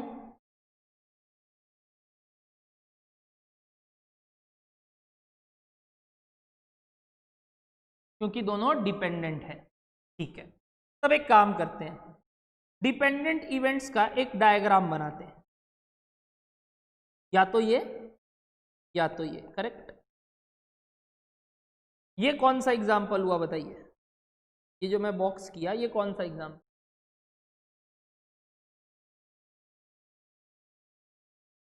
नेहा का आंसर आया इंडिपेंडेंट, ध्रुव का आंसर आया independent.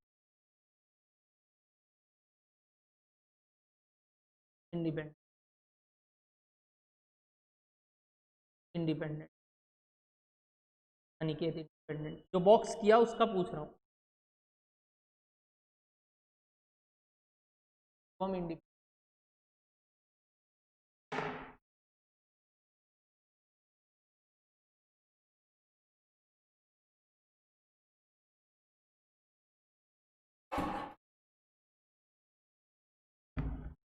Sarvesh independent, Sharda independent, Simran independent.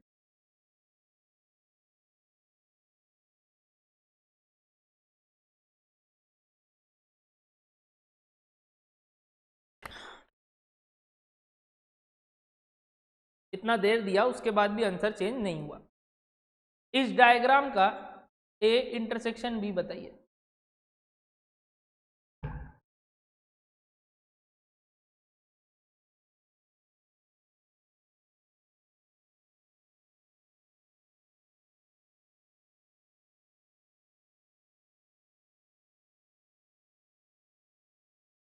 ये कौन सा इवेंट हुआ आप बताइए?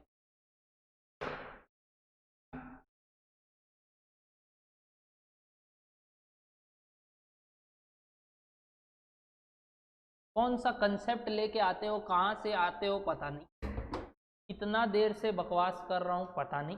फिर भी अभी तक आंसर यही आ रहा है, पता नहीं।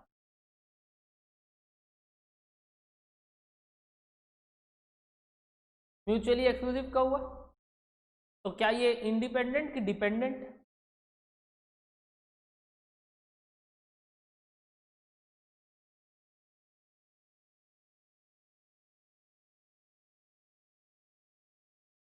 क्या करूं बताओ, पढ़ाना छोड़ दूं? ऐसा करोगे आप लोग मेरे साथ? क्यों मैं फ्री में क्लास दे रहा हूं, क्यों मैं इतना बकवास कर रहा हूं, क्यों पढ़ा रहा हूं? मैं सीधा सम्स में चल जाऊं। 5 दिन बचा एग्जाम को, आप लोग ये सब आंसर देंगे? मेरा अपेक्षा है आप लोग से 100 में 100 लाने का। जिस दिन आ जाएगा मेरे को पता नहीं आप मेरे को थैंक्स बोलेंगे कि नहीं, बट खुद ही पे आ जाए बात तो मेरे को बहुत अच्छा लगेगा कि नहीं यार मैंने मेहनत किया था, मेरा 100 आया।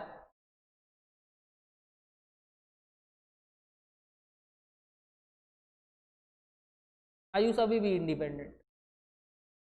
आंसर इज 0 और इसका मतलब केसेस आर डिपेंडेंट।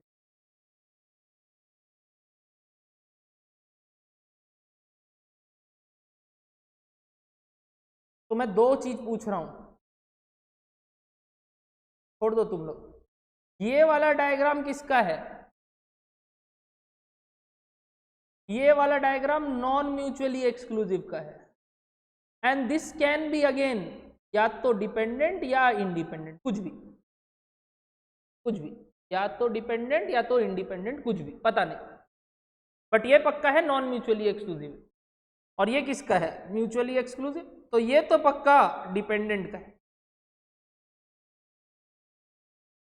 बोलिए समझ में आ रहा है? जल्दी जल्दी बताइए हाँ या ना। मेरा 2 बजे से दूसरा क्लास है।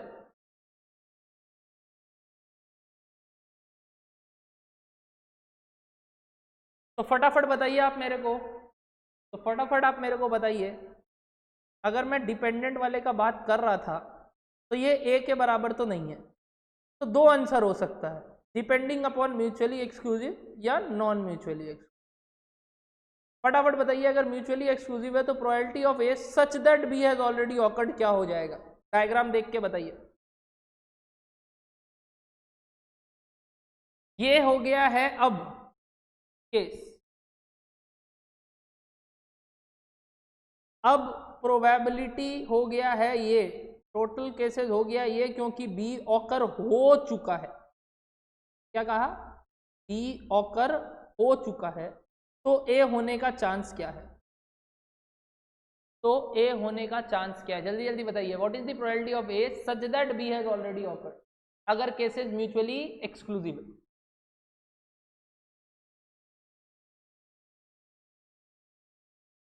कोई का आंसर नहीं आया अभी तक।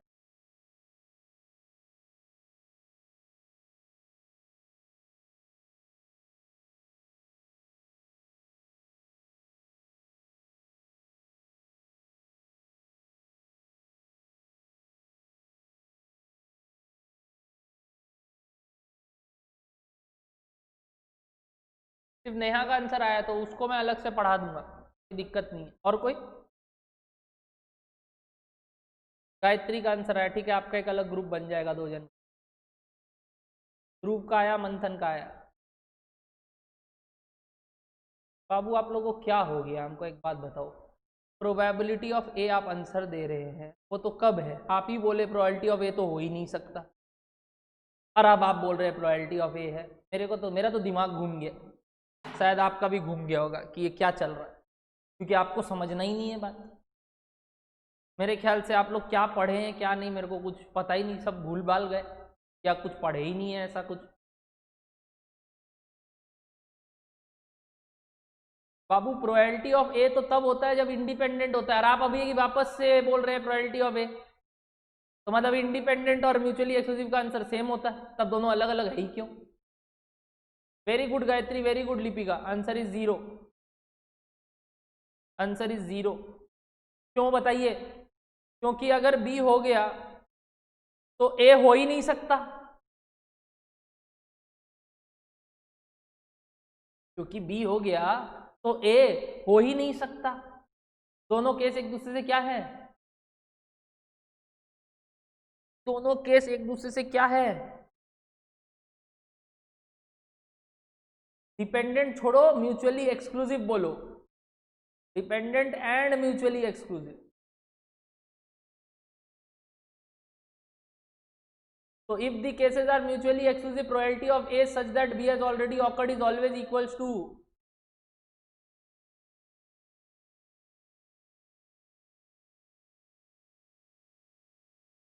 जीरो। एक होना दूसरे पे निर्भर कर रहा है, वो भी ऐसा कि एक होगा तो दूसरा नहीं होगा, जैसे कि getting a head such that tail has already occurred, zero. बोलिए यहां तक क्लियर है? क्या यहां तक क्लियर है? तो अभी तक कितना पढ़ाया, ध्यान से सुनिएगा। इंडिपेंडेंट, तो probability of A such that B has already occurred A. अगर एक दूसरे से इंडिपेंडेंट है तो दूसरा दूसरा से इंडिपेंडेंट है, कॉम्प्लीमेंट्स भी एक दूसरे से इंडिपेंडेंट है। इंटरसेक्शन ए इंटू बी हो जाएगा अगर दो केस एक दूसरे से म्यूचुअली इंडिपेंडेंट है। तीन वेरिएबल होगा तो ए इंटू बी इंटू सी हो जाएगा अगर इंडिपेंडेंट है। बट अगर डिपेंडेंट है तो मैंने पहला एग्जांपल लिया म्यूचुअली एक्सक्लूसिव का, उस केस में probability of A such that B has already occurred zero होगा, क्योंकि ए और बी एक दूसरे से अगर म्यूचुअली एक्सक्लूसिव है तो बी हो गया तो ए हो नहीं सकता, तो आंसर तो जीरो आएगा हमेशा। बट अगर डिपेंडेंट है और नॉन म्यूचुअली एक्सक्लूसिव है तो अब जाके फॉर्मूला सीखना है, जो मेरे ख्याल से अभी से 20-25 मिनट पहले कोई ने लिख दिया था।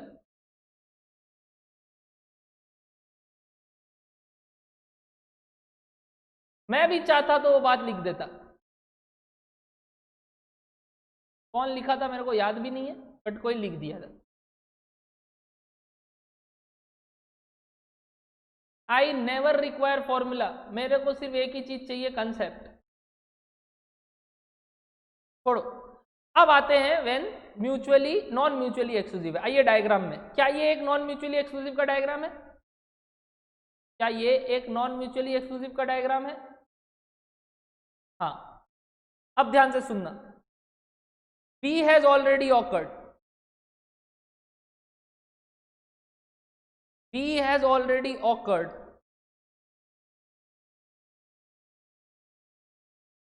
तो टोटल केस अब प्रोबेबिलिटी ऑफ B हो गया, क्योंकि B तो हो ही चुका है सर्टेन, यही है टोटल केस।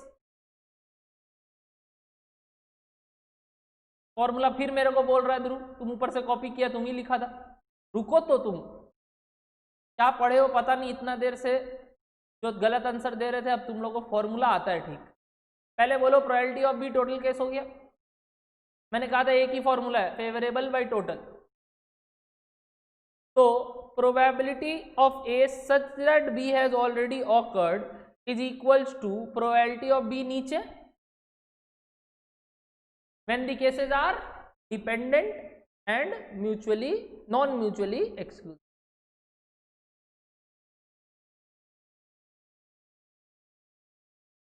अब बताइए ए का कौन सा पोर्शन हो सकता है अगर बी हो गया? क्या ये वाला पोर्शन ऑकर हो सकता है या सिर्फ ये वाला पोर्शन ऑकर हो सकता है? चांस क्या है ए का होने का अगर बी हो गया?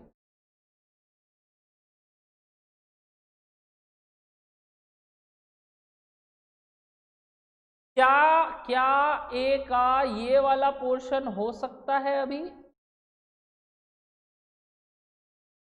या सिर्फ कॉमन वाला पोर्शन हो सकता है ये वाला? जल्दी से जवाब देंगे।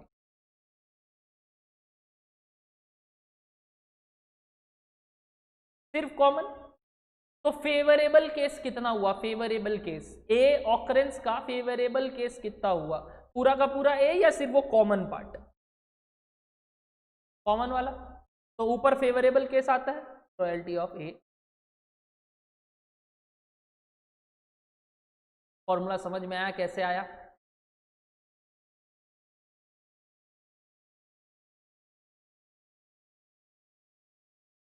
या मजा आ गया भैया? तो इंडिपेंडेंट पूरा क्लियर, डिपेंडेंट में अगर नॉन म्यूचुअली एक्सक्लूसिव हो तो क्लियर, नॉन म्यूचुअली एक्सक्लूसिव हो तो ये फॉर्मूला आता है।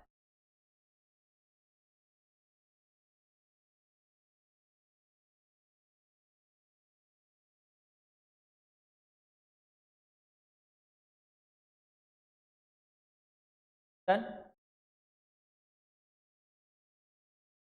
अच्छा अब बताओ अगर मैं आपको बोलूं probability of A intersection B, तो वो आप यहां से क्रॉस मल्टीप्लाई करके मेरे को बता सकते हैं क्या होगा? अच्छा पहले ये बताओ, probability of B such that A has already occurred, independent है, सॉरी डिपेंडेंट है, डिपेंडेंट है, जल्दी जल्दी बताओ। Probability of B such that A has already occurred, dependent है।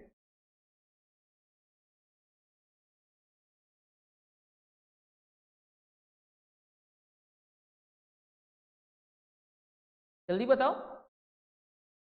जीरो बोल रहे हो? अच्छा जीरो तो डिपेंडेंट एंड म्यूचुअली एक्सक्लूसिव है तो होगा, तो मैं सिर्फ बोल रहा हूं डिपेंडेंट है, तो जनरल फॉर्मूला क्या है? जीरो बोल रहे हो? हाँ, probability of A intersection B by probability of A. अब सुनना, अब वापस से सुनना, ध्यान से सुनना, बहुत चीज बताऊंगा, ध्यान से सुनना, काफी काफी ध्यान देना। अगर डिपेंडेंट है तो ये कॉमन फॉर्मूला, मेन फॉर्मूला, ये मेन फॉर्मूला। अब अगर पता चल गया कि म्यूचुअली एक्सक्लूसिव भी है तो ये जीरो होता है, याद है कि नहीं? ये जीरो होता है।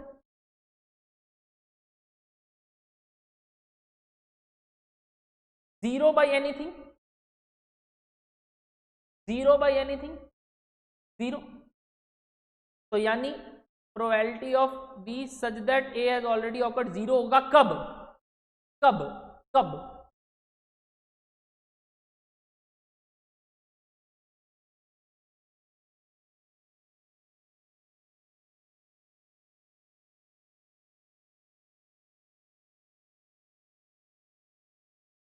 यानी जब केसेस एक दूसरे से, जब केसेस एक दूसरे से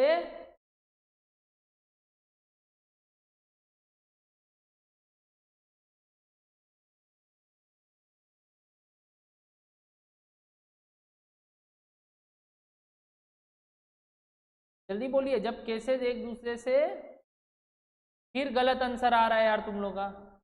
गायत्री का पहला करेक्ट आंसर, ध्रुव का गलत आंसर,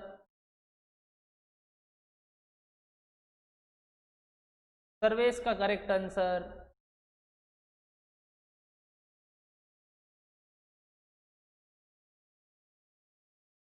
म्यूचुअली एक्सक्लूसिव है, डिपेंडेंट है तो ये फॉर्मूला, कॉमन फॉर्मूला। अब म्यूचुअली एक्सक्लूसिव है तो नीचे वाला हो जाएगा, नॉन म्यूचुअली है तो यही रह जाएगा।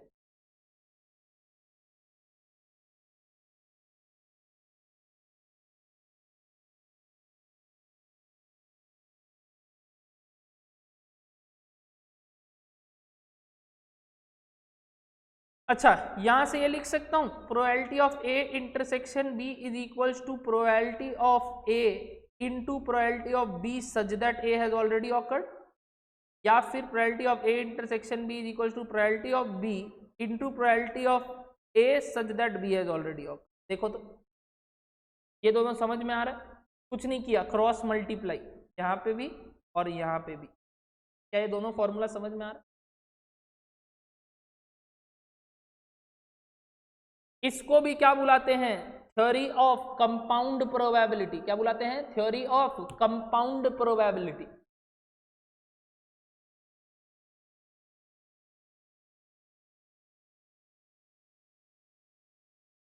अच्छा नाउ नाउ अब मैं आपको वापस इंडिपेंडेंट का पूछ रहा हूं, बताइए if the cases are independent then probability of A intersection B, A by B क्या होता है? A by B. Probability of A such that B क्या होता है? इंडिपेंडेंट है तो क्या होता है? ए, और वही पी ऑफ बी बाई ए क्या होता है? बी। तो मैं बोल सकता हूं यहाँ पे पी ऑफ बी आ जाएगा और यहाँ पे पी ऑफ ए आ जाएगा, अगर क्या है, अगर क्या हो गए इंडिपेंडेंट, अगर क्या हो गए इंडिपेंडेंट। तो intersection is equals to A into B या B into A if the cases are independent. थोड़ा देर पहले बोला था, थोड़ा देर पहले बोला था।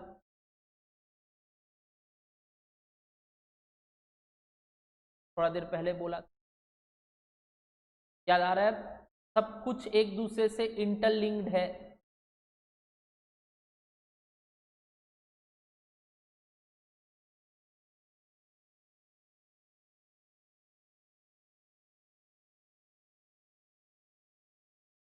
लास्ट अगर ये गलत बोलोगे मैं सेशन एंड कर दूंगा, और ऐसे भी करना है मेरे को। सम्स दे रहा हूं आपको, शाम को डिस्कस करेंगे। जल्दी जल्दी बताओ मेरे को। सबसे पहले बताओ, मैं एक क्वेश्चन पूछ रहा हूं, probability of A and B such that C has already occurred और A B C are dependent. ठीक है, dependent events, dependent events, independent नहीं है, डिपेंडेंट इवेंट्स है। Probability of A and B such that C has already occurred, तीनों एक दूसरे से डिपेंडेंट इवेंट है। सबसे पहले इसका नोटेशन बताओ कैसे लिखेंगे, फिर इसका फॉर्मूला बताओ क्या होगा। गायत्री जीरो क्यों बोल रहे हो? मेरे को तो समझ में ही नहीं आ रहा है, आप लोग तो कहां से आए हो? जीरो तो तब होगा जब म्यूचुअली एक्सक्लूसिव है ना। मैंने तो अभी तक डिपेंडेंट बोला है, क्या ये लिख दिया dependent and mutually exclusive? Common formula बताओ, गलती कर दोगे। पहले नोटेशन फिर फॉर्मूला, अगर दोनों राइट होगा तो आगे बढ़ूंगा, वरना नहीं।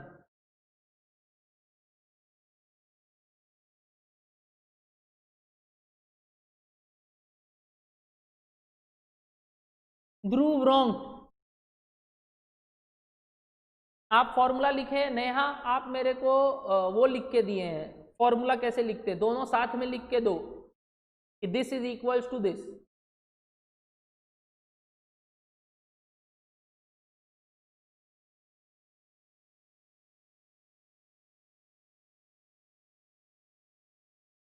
और नेहा आपका रॉन्ग है वैसे।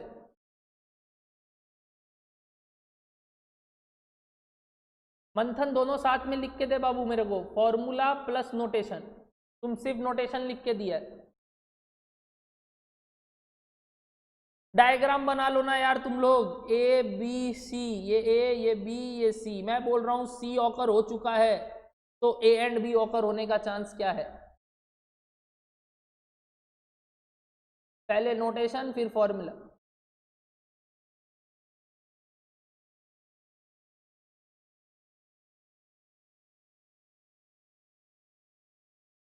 बेस थ्योरम खुद से पढ़ लीजिएगा, मैं तो नहीं पढ़ाऊंगा भाई, क्योंकि तुम लोग को नॉर्मल प्रोबेबिलिटी समझ में नहीं आता।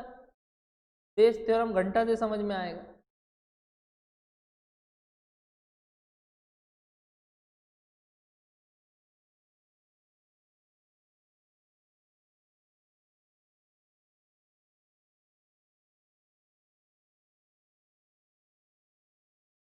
मैंने सिर्फ आपको बेस थ्योरम नहीं पढ़ाया है, उसको छोड़ के मैंने सब कुछ पढ़ा दिया।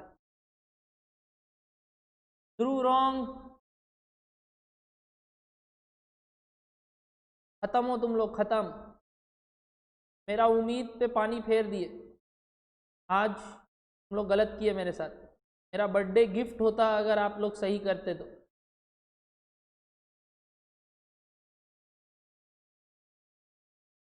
राइट दोगे मेरा बर्थडे गिफ्ट होता। आज रात 12 बजे मेरा बर्थडे है, बट आप लोग मेरे को ऐसा गिफ्ट दे रहे।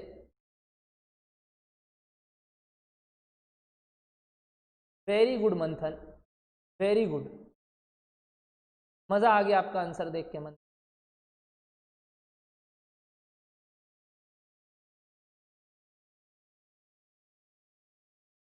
सर्वेश, लव इट, बहुत खूब, थैंक यू।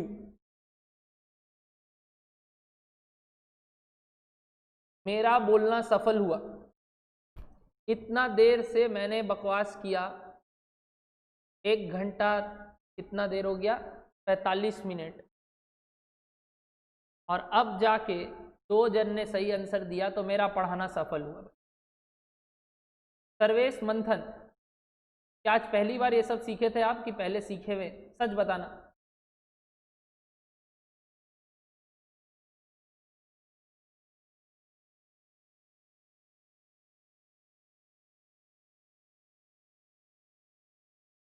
सर्वेश और मंथन जवाब देंगे। पहली बार।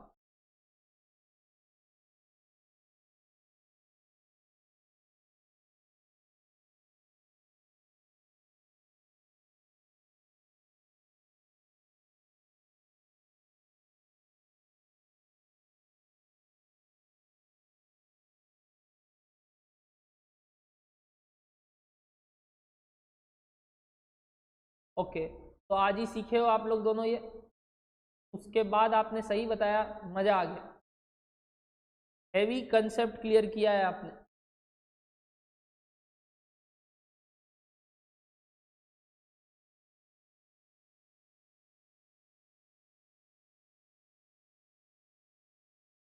चलिए बता देता हूं, राइट है दोनों जन। Probability of A and B, and मतलब intersection, such that B has C has already occurred. पहले तो notation, probability of A intersection B such that C has already occurred. अगर नोटेशन राइट होता तो फॉर्मूला राइट होने में time नहीं लगता। विच इज इक्वल्स टू, आप जानते हैं नीचे तो प्रोबेबिलिटी ऑफ सी आएगा और ऊपर आ जाएगा जो था इंटरसेक्शन सी। इसको डायग्राम से भी समझा सकता हूं। ये हो चुका है और ए और बी होने का चांस सिर्फ और सिर्फ इतना सा पोर्शन है। ए एंड बी होने का चांस सिर्फ और सिर्फ इतना, तो वो होता है तीनों का इंटरसेक्शन डिवाइडेड बाय पूरा सी। तो probability of A intersection B such that C has already occurred को लिखते ऐसे हैं और फॉर्मूला हुआ। लिखना सीख जाओगे तो फॉर्मूला तो अपने आप आता है कि ये नीचे आता है और इन दोनों का इंटरसेक्शन ऊपर आता है।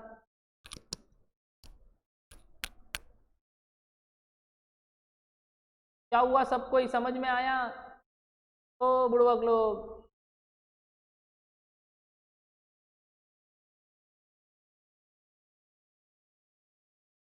अगली बार सही लिखोगे?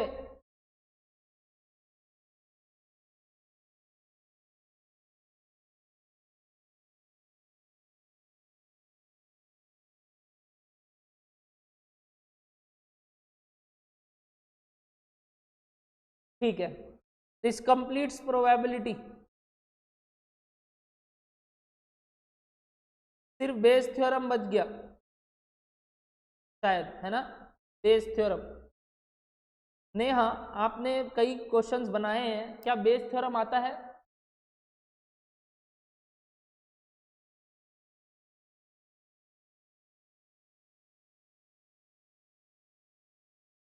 नेहा, क्या बेस थ्योरम पूछता है? मॉक टेस्ट पेपर्स में बेस थ्योरम के ऊपर क्वेश्चन था।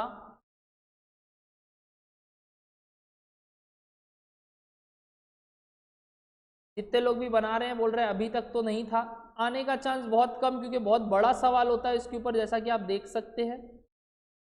तो मेरे हिसाब से तो आना नहीं चाहिए, बट फिर भी फॉर्मूला तो ज़रूर ध्यान रखिएगा बेस थ्योरम का। मैं आपको इसका लॉजिक भी दे सकता हूँ कहाँ से डिराइव हुआ है। मैंने अपने कॉलेज में इसके ऊपर प्रोजेक्ट दिया था, मेरे को ध्यान है। मेरे को एक दिन सर ने बुलाया था, बोला था मेरे को बेस थ्योरम समझा दे।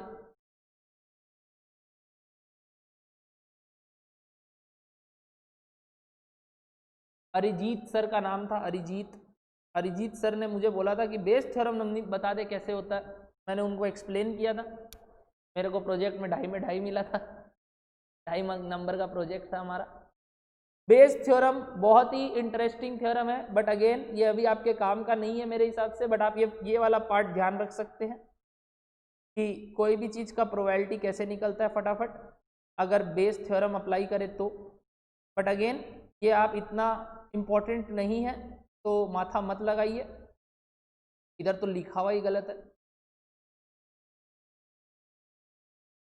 बाकी आपका कंप्लीट हो गया है क्या? प्रैक्टिस क्वेश्चन सेशन नंबर 4 मैं आपको भेज दूं अभी ग्रुप में, आप ट्राई करेंगे सबको। और कल मेरा बर्थडे है तो मैं डिस्कस कर दूंगा अगर कुछ डाउट रहा तो, और अगर बेस थ्योरम मिला तो वो भी बता दूंगा।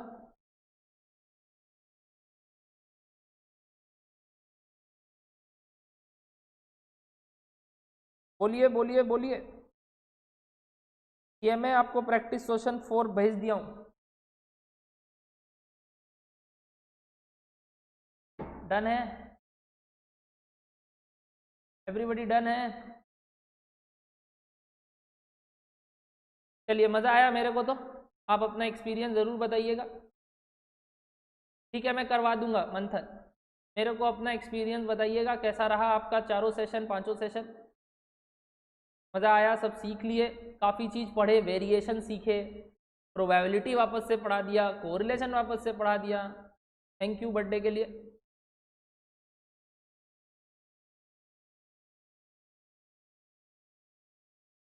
ओके, तो अब आप लोग प्रैक्टिस सेशन कंप्लीट कीजिए, मॉक टेस्ट कंप्लीट कीजिए, और मेरा एक टेस्ट है, ले लूँ एक टेस्ट पूरा मेरे हिसाब से? मैं एक टेस्ट लूँ 100 नंबर का पूरा आपका? अच्छे से दोगे?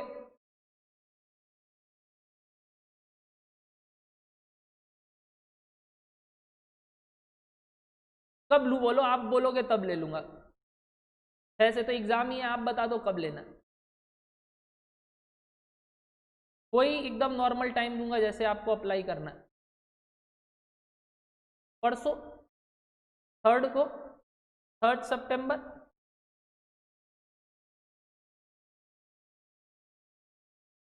कल तक तैयारी कर लोगे पूरा मैथ्स?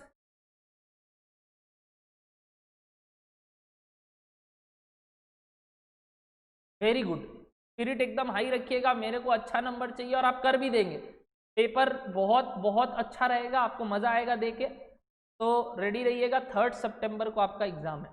ओके, टाइमिंग मैं ग्रुप में बता दूंगा। 3rd सितंबर को आपका एग्ज़ाम है, पूरा 100 नंबर का, वैसे ही एकदम जैसे एग्ज़ाम आएगा, 50 question 100 number, 2 number each, no negative mark. But please तुक्का मत मारिएगा, ट्राई कीजिएगा खुद से करने का, no cheating. Okay, bye bye,